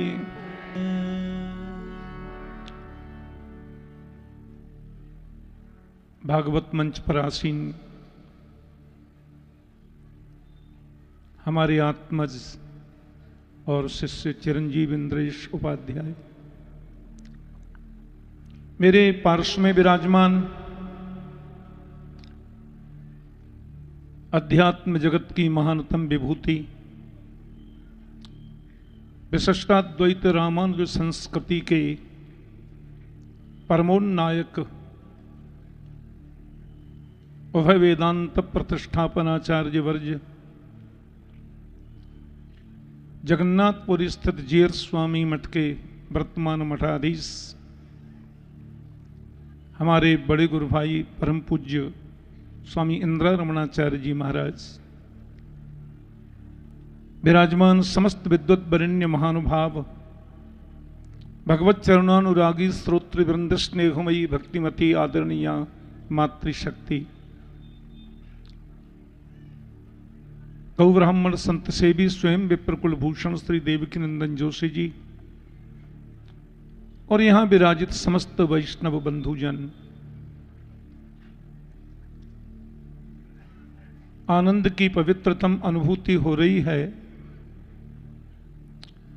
मध्य भारत के कटनी नगर के भगवान श्री रंगमन नार प्रभु के चरणों में बैठ करके चिरंजीव इंद्रेश श्रीमद् भागवत जी की अमृत रसधारा महापुरुषों के आशीष से यहां प्रवाहित कर रहे हैं। भगवता प्रोक्तम भागवतम या तो भगवतः इदम भागवतम, परमात्मा के मुख से जो निस्तृत है वो भागवत है। व्यासमंच से अभी सुन रहे थे, साक्षात कृष्ण ही भागवत हैं। तिरोधाय प्रविष्टोयम श्रीमद् भागवतार्णवम, और भागवत कृष्ण हैं। श्री कृष्ण की स्वललित मधुर लीलाओं का ऋषिकों की वाणी और भगवान सुखदेव जी के आदेशानुसार प्रवाहित और प्रसारित करने का सौष्ठव सौभाग्य हम लोगों को प्राप्त होता रहा है। अब क्योंकि हमारे गुरुस्थान के आदेशान ये कथा यहां पे हो रही है, मैं तो कल जांजगीर छत्तीसगढ़ में कथा कर रहा था, रात्रि 8 बजे कथा वहां पूर्ण हुई और मुझे यहां हाजिरी लगाने तो आना ही था। इंद्रेश की कथा हो रही है, संपूर्ण विश्व में लोग श्रवण कर रहे हैं। लोग जब भागवत की कथा की प्रशंसा करते हैं और प्रसन्न चित्त होते हैं तो हम लोग गदगद हो जाते हैं, हम लोग आनंदित होते हैं। समस्त वैष्णवाचार्यों का, समस्त जगतगुरुओं का और समस्त हमारे अनंत भक्तों का स्नेहाशीष शुभकामनाएं इंद्रेश को प्राप्त हो रही हैं। गिरधर लाल की कृपा से, भगवान जगन्नाथ प्रभु की कृपा से ये समायोजन अनवरत चल रहे हैं। ये सब महापुरुषों का आशीर्वाद है। अनन्य ममता विष्णोः ममता प्रेम संगता, भावस्य एव सांध्रात्मा बुधै प्रेमा निगद्यते। जैसी ममता संसार के प्रति हमारी है, जैसा ममत्व दुनिया के प्रति हम रखते हैं, उसका दशांश भी गोविंद के चरणों में हो जाए तो हमारा कल्याण हो जाए। परमात्मा के साथ में कोई भी संबंध हम जोड़ें तो सही। तो है मोह नाते अनेक मानिए जो भावे, ज्यों त्यों तुलसी कृपालु चरण शरण पावे। भक्ति की 3 धाराओं की व्याख्या श्रीमद् भागवत में भगवान कपिल देव करते हैं। भक्ति का प्रारंभ होता है विश्वास से। बिना विश्वास के भक्ति नहीं होती। विश्वासो फलदायक। मेरे मन में विश्वास हो तो इस माइक्रोफोन में भगवान है, इसकी डोरी में भगवान है, सामने की माला में भगवान है, उसकी सुगंधी में भगवान है, उसके कलर में भगवान है, आप में भगवान है, मुझ में भगवान है, इनमें भगवान है। और विश्वास नहीं है तो मंदिर में भी वो कहां मिलता है, कहां उनका दर्शन हो पाता है। इसलिए भक्ति की प्रथम धारा का नाम है विश्वास। परमात्मा के प्रति, गोविंद के प्रति पूर्ण विश्वास करो। रक्षस्यतीति विश्वासो गोप्तृत्व वर्णम तथा। परमात्मा प्रतिपल प्रतिक्षण मेरे साथ में है और वो हर प्रकार से मेरी रक्षा करते हैं। हमें चिंता नहीं अपनी, उन्हें चिंता हमारी है। हमारी नाव का मालिक सुदर्शन चक्रधारी है। टेंशन की जरूरत नहीं है।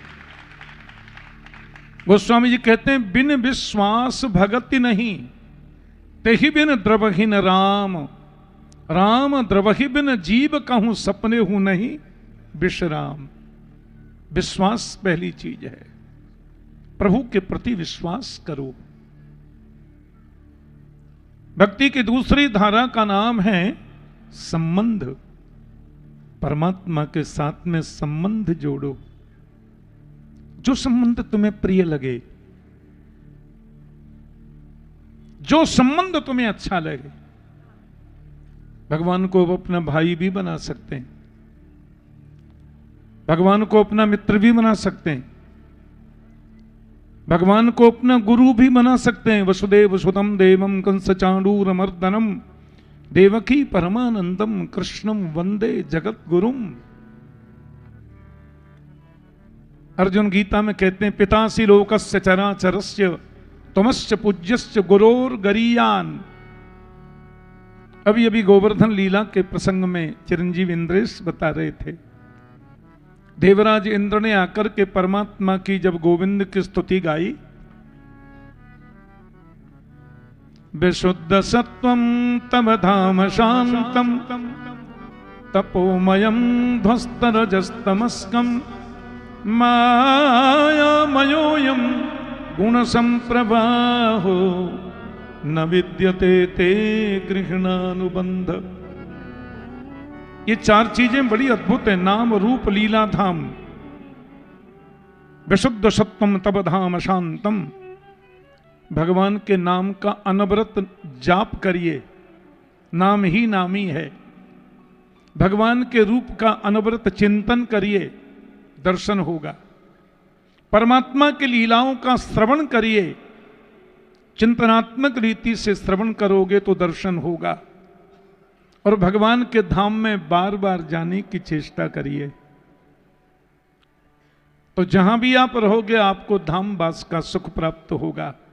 तो नाम रूप लीला धाम। और फिर देवराज आगे कहते हैं पिता गुरुस्त्वं जगतामधीशो दुरत्ययः काल उपात्तदण्डः हिताय स्वेच्छा तनुभिः समीहसे मानं विधुन्वन् जगदीश मानिना। देवराज इंद्र कहते हैं आप ही पिता हो और आप ही गुरु हो। पिता गुरुस्तम और जगतामधीश हो, जगत के अधीश्वर भी आप हो। दुरत्ययः काल उपात्त दंडः, बड़े बड़े दुष्टों को दंड देने के लिए आप साक्षात काल रूप भी हो। आई एम सॉरी, गलती हो गई, मैंने आपके इन भोले भाले ब्रजवासियों को बड़ी बड़ी तकलीफ दी, बड़ा कष्ट पहुंचाया। तो देवराज इंद्र प्रभु को गुरु कहते हैं, गुरोर गरीयान। भगवान को गुरु मान सकते हैं, भगवान को अपना पति भी मान सकते हैं। मेरे तो गिरधर गोपाल दूसरो न कोई, जाके सिर मोर मुकुट मेरो पति सोई। मीरा कहती हैं ऐसे बर को बरे जो जन्मे और मर जाए, बरबरिए गोपाल जी जैसे चुड़ लो अमर हो जाए। गुरु मान सकते हैं। कोई भी संबंध तुम्हें प्रिय लगे वो परमात्मा के साथ में जोड़ लो। संबंध। और भक्ति की तीसरी धारा का नाम है समर्पण। प्रभु को समर्पित हो जाओ। श्रीमद् भगवत गीता का उपदेश जब गोविंद कर रहे थे अर्जुन को, आप गौर से देखना, गीता के प्रारंभ में भगवान हर 5 मिनट में अपनी बात को बदल रहे हैं। अर्जुन तुम ऐसा करो, करेंगे। अच्छा अर्जुन फिर तुम ऐसा करो, बोले करेंगे। अच्छा फिर ऐसा है तो फिर तुम ऐसा करो। अर्जुन ने कहा सुनिए, आधे पागल तो हम पहले ही थे, पूरा पागल मुझे तुम बना दोगे। भ्रमति मच में मन, क्लियर क्यों नहीं बोलते मुझे करना क्या चाहिए। भगवान बोले मैं देख रहा था तू मेरा कहां करेगा कि नहीं, इसलिए थोड़ा बदल रहा था, अब क्लियर बोल रहा हूं। नोट कर लो, हृदय पटल पर लिख लो। यत् करोसि यदस्नासि यज्जोहोसि ददासि यत् तपस्यसि कौन्तेय तत्कुरुस्व मदर्पणम मन्मना भव मदभक्तो मदयाजी माम नमस्कुरु।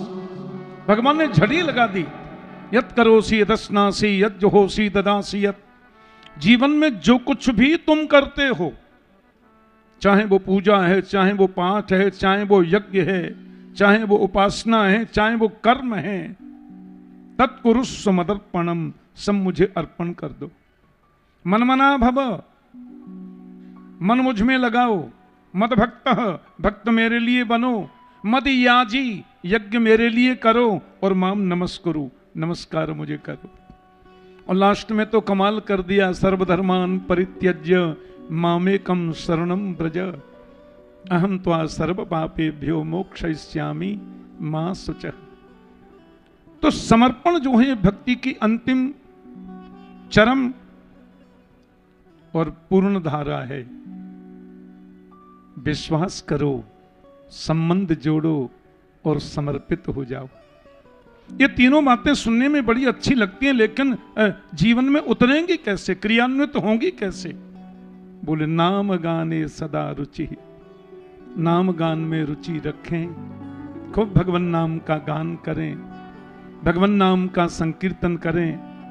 हरे कृष्ण कृष्ण कृष्ण हरे हरे, हरे राम राम राम हरे हरे। ओम नमो भगवते वासुदेवाय।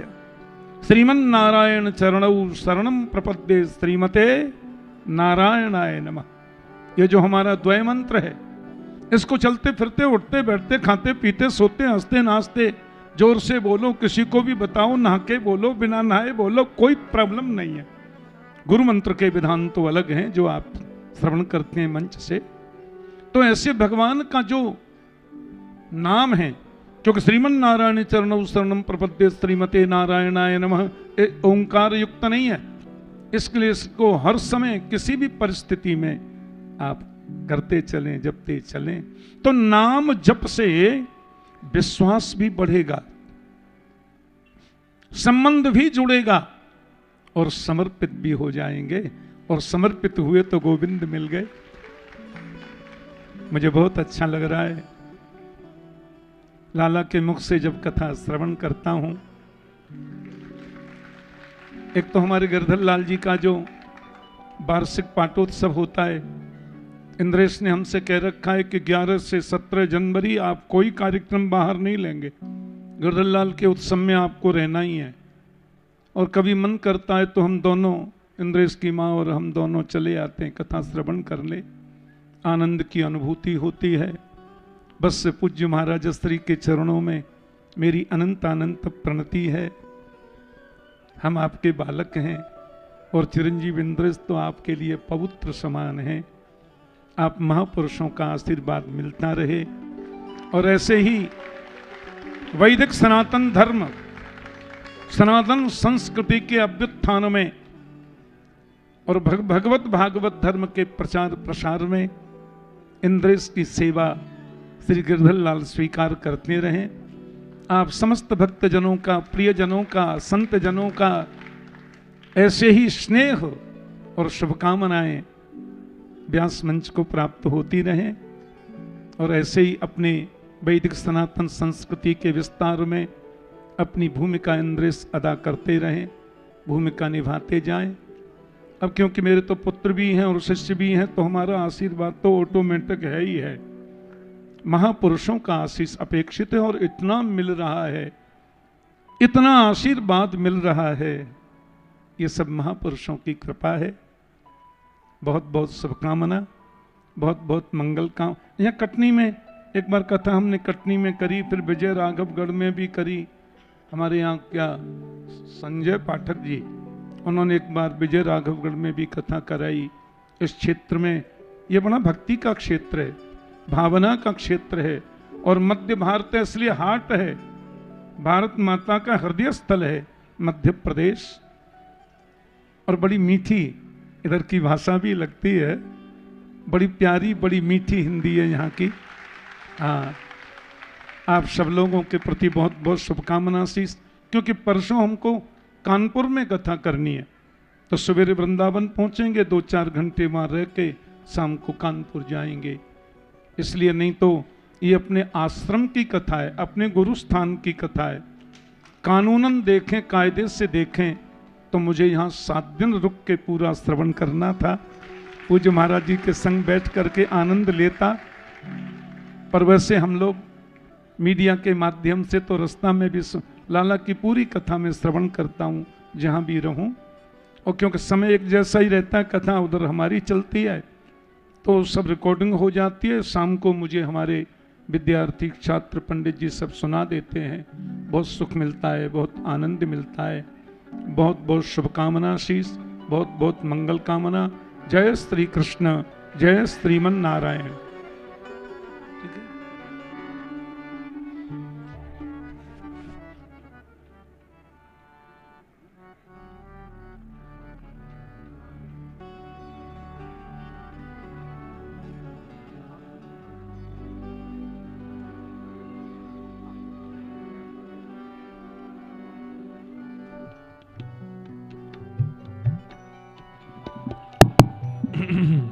बोलो वृंदावन बिहारी लाल की। जगन्नाथ चक्का नैन, जगन्नाथ चक्का नैन, नीलाचल वरे तू न संभाले तो हमें कौन संभाले हो, तू न संभाले तो हमें कौन संभाले। खड़े मत होइए, बैठ जाओ सब लोग। हमने तो इसलिए कीर्तन किया कि गुरुदेव भगवान प्रस्थान कर रहे हैं तो थोड़ी देर कीर्तन गाओ, बैठे बैठे गाओ। हे जगन्नाथ चक्का नैन, जगन्नाथ चक्का नैन, नीलाचल वरे तू न संभाले तो हमें कौन संभाले हो, तू न संभाले तो हमें कौन संभाले। हे मेरी ये नैया है अब तो तेरे हवाले, ओ मेरी ये नैया है अब तो तेरे हवाले। हाँ मेरी ये नैया है सिर्फ तेरे हवाले, ओ मेरी ये नैया है सिर्फ तेरे हवाले। हमें तू न संभाले तो हमें कौन संभाले हो, तू न संभाले तो हमें कौन संभाले। हाँ तू न संभाले तो हमें कौन संभाले हो, तू न संभाले तो हमें कौन संभाले। मेरे प्रभु जगन्नाथ जगन्नाथ चक्का नैन, जगन्नाथ जगन्नाथ चक्का नैन, जगाने।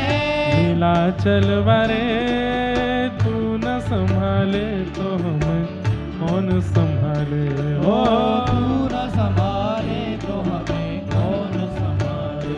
हाँ तू न संभाले तो हमें कौन संभाले हो, तू न संभाले तो हमें कौन संभाले। श्री जगन्नाथ महाप्रभु की। सब लोग विराज जाओ। भगवान पिता रात्रि शरदोत्फुल्ल मल्लिका, विक्षरन्तुम मनश्चक्रे योग मायामुपाश्रित। भगवान ने गोपियों को आश्वासन दिया था कि हम आपके साथ रास विहार करेंगे, और शरद पूर्णिमा की रात्रि को चुनकर के ठाकुर जी ने गोपियों के साथ रास विहार के लिए आमंत्रण किया। आज शरद पूर्णिमा की रात्रि जैसे ही प्रकट हुई, गोपियां अपने गृह कार्यों को छोड़ करके दौड़ी हैं ठाकुर जी से मिलने के लिए। आबाल वृद्ध वनिता, छोटी बालिका से लेकर के बड़ी तक सब गोपियां ठाकुर जी के रास में पहुंची। ये रास इसलिए कहलाया क्योंकि आज तक गोपियां बुला रही हैं ठाकुर जी को अपने घर, लेकिन आज ठाकुर जी ने बुलाया है गोपियों को रास में। कैसे बुलाया? निशम्य गीतम तदनंग वर्धनम, ब्रज स्त्रिय कृष्ण गृहीत मानसा, आजग्मुरन्योन्यमलक्षितोद्यमा सयत्र कांतो जवलोलकुंडला निशम्य गीतम तदनंग वर्धनम। बहुत ध्यान से सुनिएगा। ठाकुर जी ने ऐसी टेर बजाई वंशी में, जिस टेर को सुनकर के हमारे जितने भी अंग प्रत्यंग हैं, गोपियों के जितने भी शरीर के अंग हैं, उनमें कृष्ण मिलन की कामना का वर्धन होने लगा, भक्ति का वर्धन होने लगा, प्रेम का वर्धन होने लगा। कानों में संगीत सुनने का भाव प्रकट होता है तो समझो कि संसार ने आपको आवाहन किया है। लेकिन यही कान ठाकुर जी के सुंदर भाव को श्रवण की इच्छा प्रकट करने लगे तो समझ जाओ ठाकुर जी वेणु बजा रहे हैं। नेत्रों को अमेरिका, स्विट्जरलैंड आदि आदि बड़े बड़े देश देखने की इच्छा हो तो समझो संसार ने आवाहन किया है। पर इन्हीं नेत्रों से आप साक्षात महाप्रभु जगन्नाथ को देखना चाहते हैं तो ये श्री ठाकुर जी ने वेणु बजा करके आपके नेत्रों में कृष्ण भक्ति का वर्धन किया है। मैं पहले भी कहता रहा, आगे भी कहता रहूंगा, आप अपनी इच्छा से ठाकुर जी के सन्मुख नहीं जाते, ठाकुर जी की कथा नहीं सुनते, ठाकुर जी की सेवा और ठाकुर जी के अनुभव नहीं करते। ठाकुर जी की जब इच्छा होती है तब हमारे चित्त में इच्छा प्रकट होती है वह क्रिया करने की। तदनंग वर्धनम।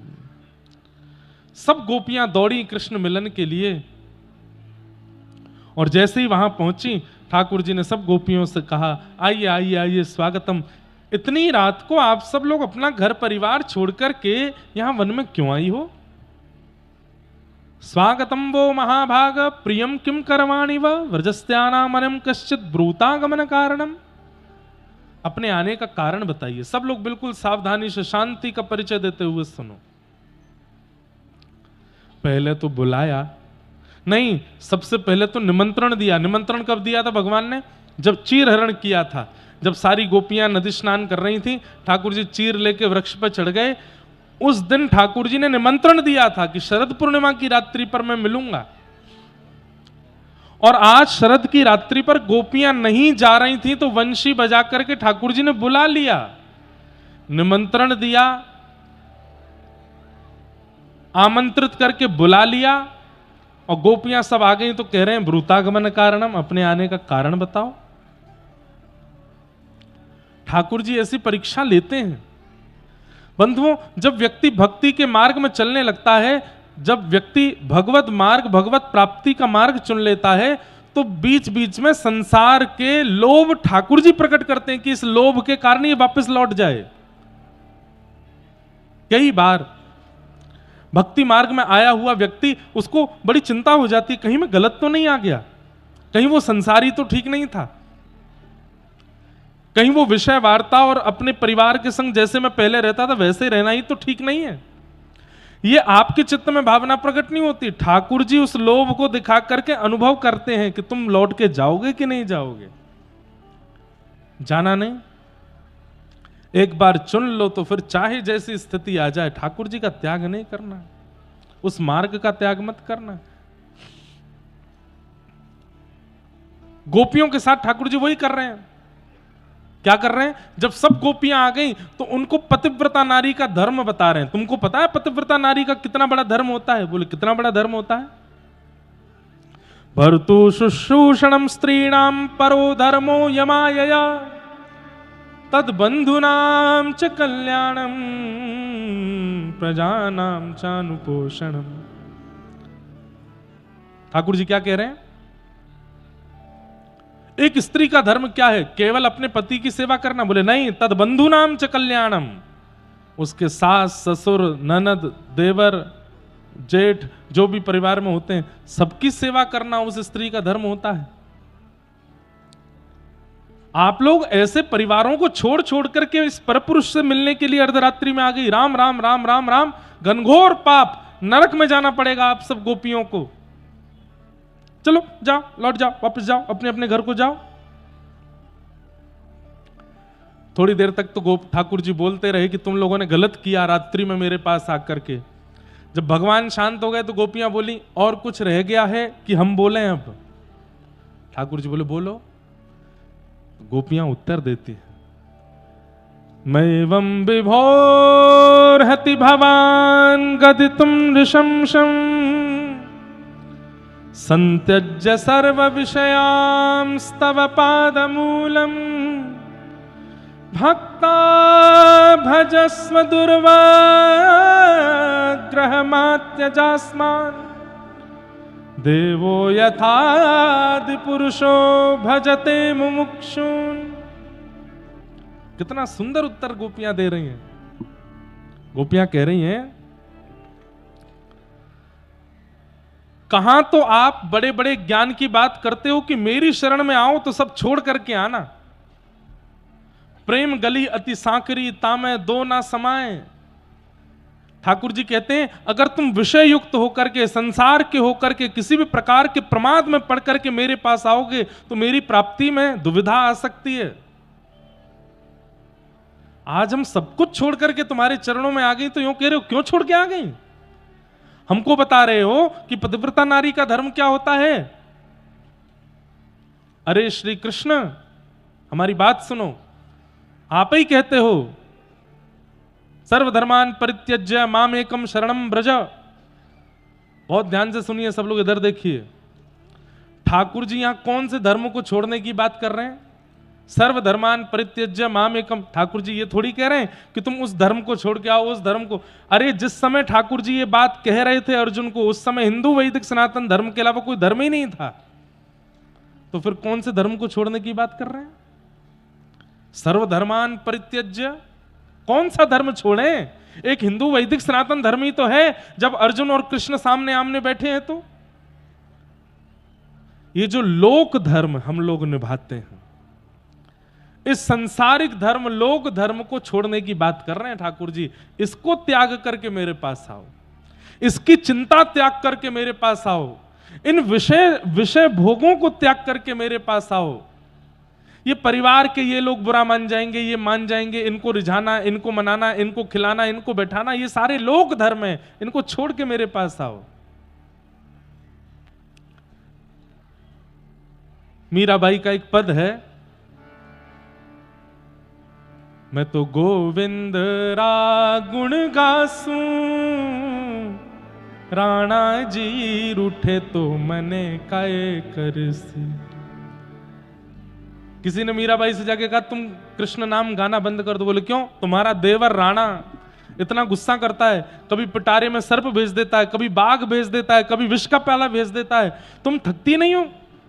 अरे वो आए दिन कोई ना कोई प्रलाप करता रहता है, केवल इसलिए क्योंकि तुम गोविंद गुण गाती हो। गोविंद गुण गाना बंद कर दो, वो कुछ भी नहीं भेजेगा तुम्हारे लिए।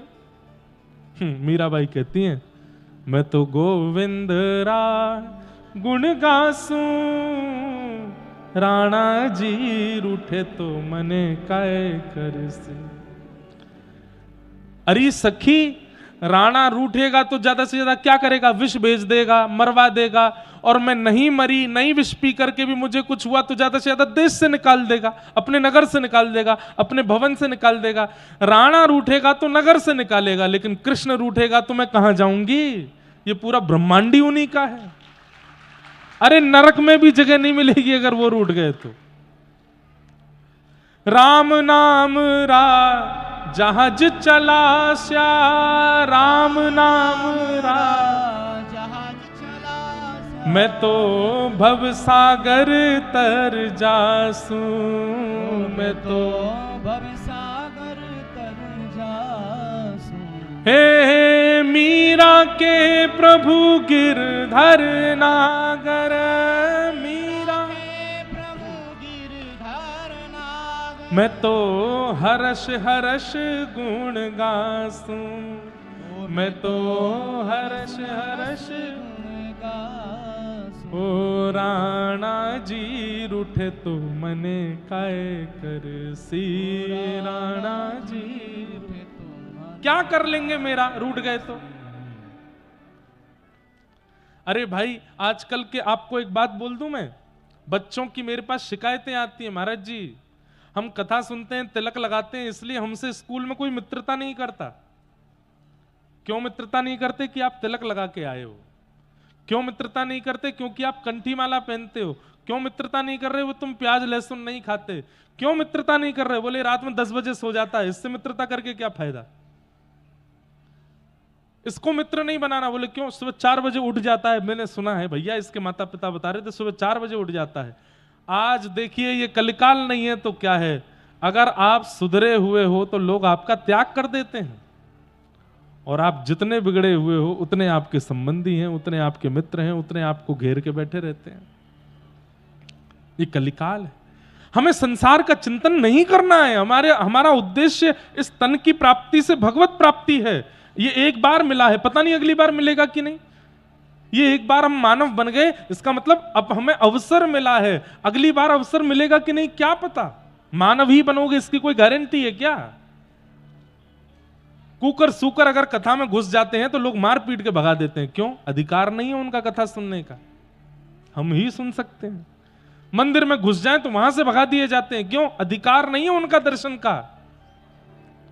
घर में भोग प्रसादी बनी हो, दुनिया को न्योता दिया जाता है, लेकिन वहां भी अगर वो आ जाए तो उनको भी भगा दिया जाता है, क्योंकि उनका अधिकार नहीं है पाने का। यह भगवत प्राप्ति के, श्रवण के, दर्शन के, प्रसाद के सारे अधिकार हम मानवों को मिले हैं और किसी को नहीं मिले। दोबारा मिलेगा कि नहीं, कोई प्रमाण है क्या इसका? ये अंतिम है, इसके बाद ये अवसर मिलेगा नहीं, और मिला भी तो 84 लाख योनियों बाद मिलेगा। एक योनि में यदि 10 साल भी रहे तो लगा लो कितने साल लगेंगे दोबारा अवसर मिलने में। इसलिए भैया समय मत गवाइए। इसलिए भैया विषय भोगों की तरफ ज्यादा चिंतन मत करो। ये दुनिया भर के उल्टे सीधे कामों में मन मत लगाइए। शरीर मिला है, मानव देह मिला है, वाणी मिली है, आंख मिली है, कान मिली है, करताल मिले हैं। बजाओ करताल, गाओ कीर्तन और है जाओ ठाकुर जी के। निकल लो या दुनिया से। गोपियां कह रही हैं हम सब छोड़ करके आपकी शरण में आ गए, हमको दोबारा संसार की याद दिला रहे हो आप। हे श्याम सुंदर, अरे भैया ओ देवताओं, ओ भैया लाला, यहां वार्ता मत करो, कथा चल रही है भैया। इधर देखो सब लोग। तो गोपियां भगवान को कह रही हैं कि हम सब विषय छोड़ करके, आपको तो केवल इतना दिखा श्याम सुंदर कि हम घर छोड़ के आई हैं, आपको तो केवल इतना देखा पति बच्चे छोड़ के आई हैं। अरे संतज्य सर्व विषयाम स्तव पाद मूलम, हम सब छोड़ के आई हैं। आंखों की इच्छा, नाक की इच्छा, जीव की इच्छा, हाथों की इच्छा, पैरों की इच्छा, अरे सर्वांगीण देह की इच्छा। कोई व्यक्ति घर छोड़ सकता है, पति छोड़ देगा, पत्नी छोड़ देगा, बच्चों को छोड़ देगा, लेकिन इंद्रिय सुख फिर भी नहीं छोड़ सकता। घर छोड़ देगा, खाना छोड़ देगा, क्या नहीं छोड़ सकता? जीव को तो फिर भी चाहिए। सबको छोड़ देगा, लेकिन त्वचा के स्पर्श छोड़ देगा क्या? नहीं छोड़ेगा। नेत्रों से देखना छोड़ देगा ना। गोपियां कह रही हम सब छोड़ आई हैं आपके लिए। तेरे कारण सब जग छोड़ा, तुम संग नाता जोड़ा प्यारे, तुम संग नाता। और गोपियां कह रही हैं, गोपियां यहां कह रही हैं हमें आपसे ये नहीं चाहिए कि आप हमें मिलो, आप हमारे साथ रहो। श्री कृष्ण, हमारा प्रेम ऐसा नहीं कि हम आपको अपने संग रखना चाहती हैं या ये इच्छा रखती हैं कि आप हमें अपने संग रखो ना। हमारी केवल एक इच्छा है। बोले क्या? एक बार प्रभु हंस के कह दो, तू मेरा मैं तेरा प्यारे, तू मेरा मैं तेरा। क्या कह रही हैं गोपियां? बोले आप एक बार बस इतना कह दीजिए श्याम सुंदर कि हे गोपियों, मैंने तुम्हारे प्रेम को स्वीकार किया, तुम्हें अपना लिया। इसके बाद भले ही हमारी तरफ देखना भी मत, बस ये कह दो कि आपने हमें स्वीकार कर लिया। हमसे मिलो मत, हमें दिखो मत, हमें देखो मत, हमें छुओ मत, हमसे बात मत करो, चले जाओ हमसे दूर। बस ये कह के चले जाओ कि तुम मेरी हो। हम ये सुन करके और जीवन निकाल देंगे इसी बात पे कि आपने हमें स्वीकार किया। हमारा प्रेम ऐसा है नाथ भैया, हमारा प्रेम ऐसा है कि बस किसी दिन ठाकुर जी स्वप्न में ही आके कहते हैं, अरे ओ भैया लाला, सोरो का है, तू मेरो है। और मैं तेरा हूं, बस। आप इसके बाद कभी मत दिखना हमको।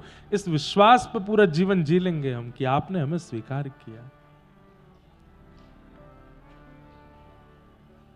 दास की बिनती सुन लीजो, ओ व्रजराज दुलारे प्यारे, ओ व्रजराज दुलारे। आखिरी आश यही जीवन की, पूर्ण करना प्यारे हो प्यारे, पूर्ण करना प्यारे।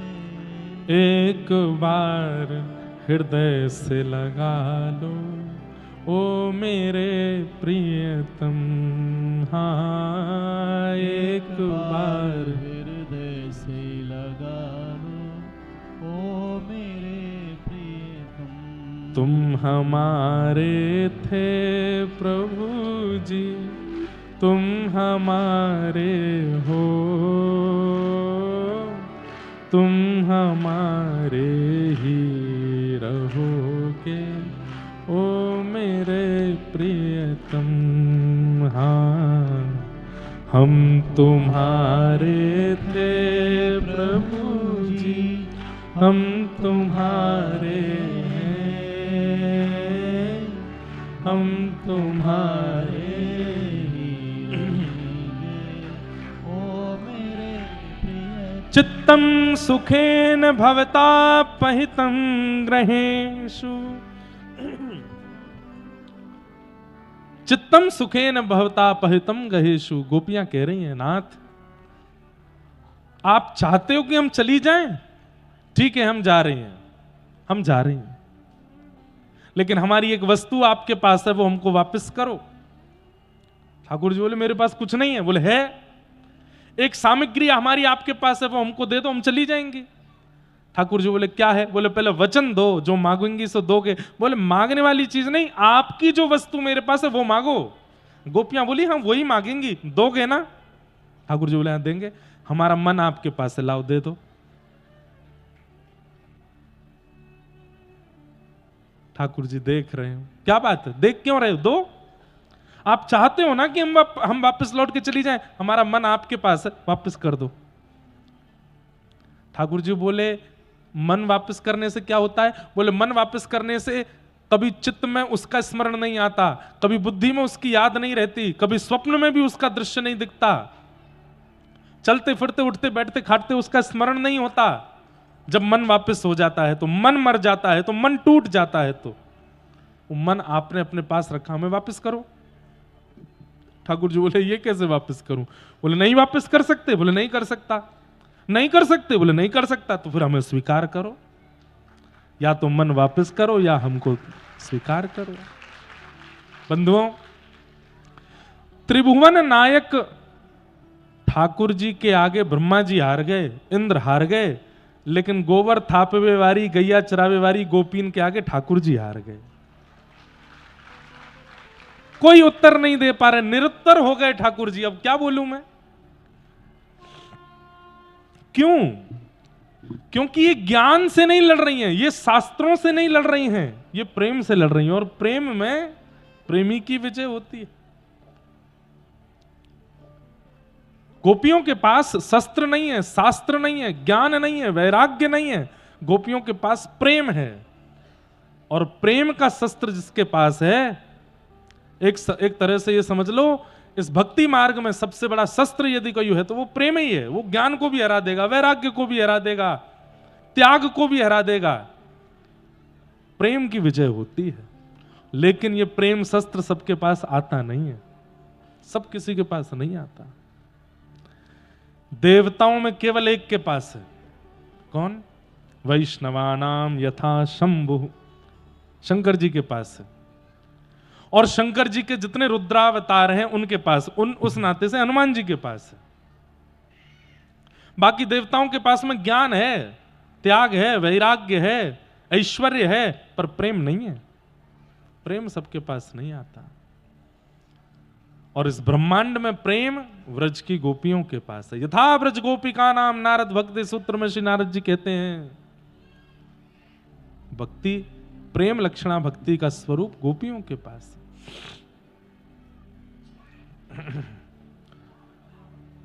गोपियां कहने लगी हम चली जाएंगी, हमारा मन दे दो। ठाकुर जी बोले मन तो नहीं दे पाऊंगा। तो बोले हमें स्वीकार करो। वास्तव में ठाकुर जी इतना विलंब क्यों कर रहे हैं? जब बुलाया था, निमंत्रण दिया था तो स्वीकार करना था। बोले ठाकुर जी का स्वभाव है, परीक्षा लेते हैं पहले, और परीक्षा में आपकी मनोस्थिति को पहचान के तब ठाकुर जी स्वीकार करते हैं। इसलिए तैयारी रखना। ओ भैया देवताओं सबरे इधर देखो, जीवन भर भजन किया, जीवन भर नाम जप किया, जीवन भर गुरु आश्रय में रहे, जीवन भर कथा सुनी, जीवन भर परिक्रमा की, और उसके बाद अगर ठाकुर जी मिल गए तो प्रकट होते ही ठाकुर जी परीक्षा लेंगे। उस परीक्षा में यदि फेल हो गए तो फिर मिल नहीं पाएंगे ठाकुर जी। इसलिए उस परीक्षा की तैयारी कहां से होगी? नाम जप के प्रभाव से, परिक्रमा के प्रभाव से, दर्शन के प्रभाव से, तीर्थ याटन के प्रभाव से आपको भगवत दर्शन हो जाएगा।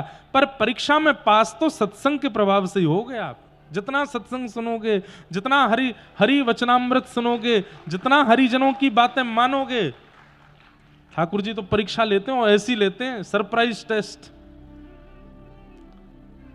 कहां से प्रश्न आएगा वहां तो कह भी नहीं पाओगे, ये तो सिलेबस में था ही नहीं, ये क्यों पूछ रहे हो?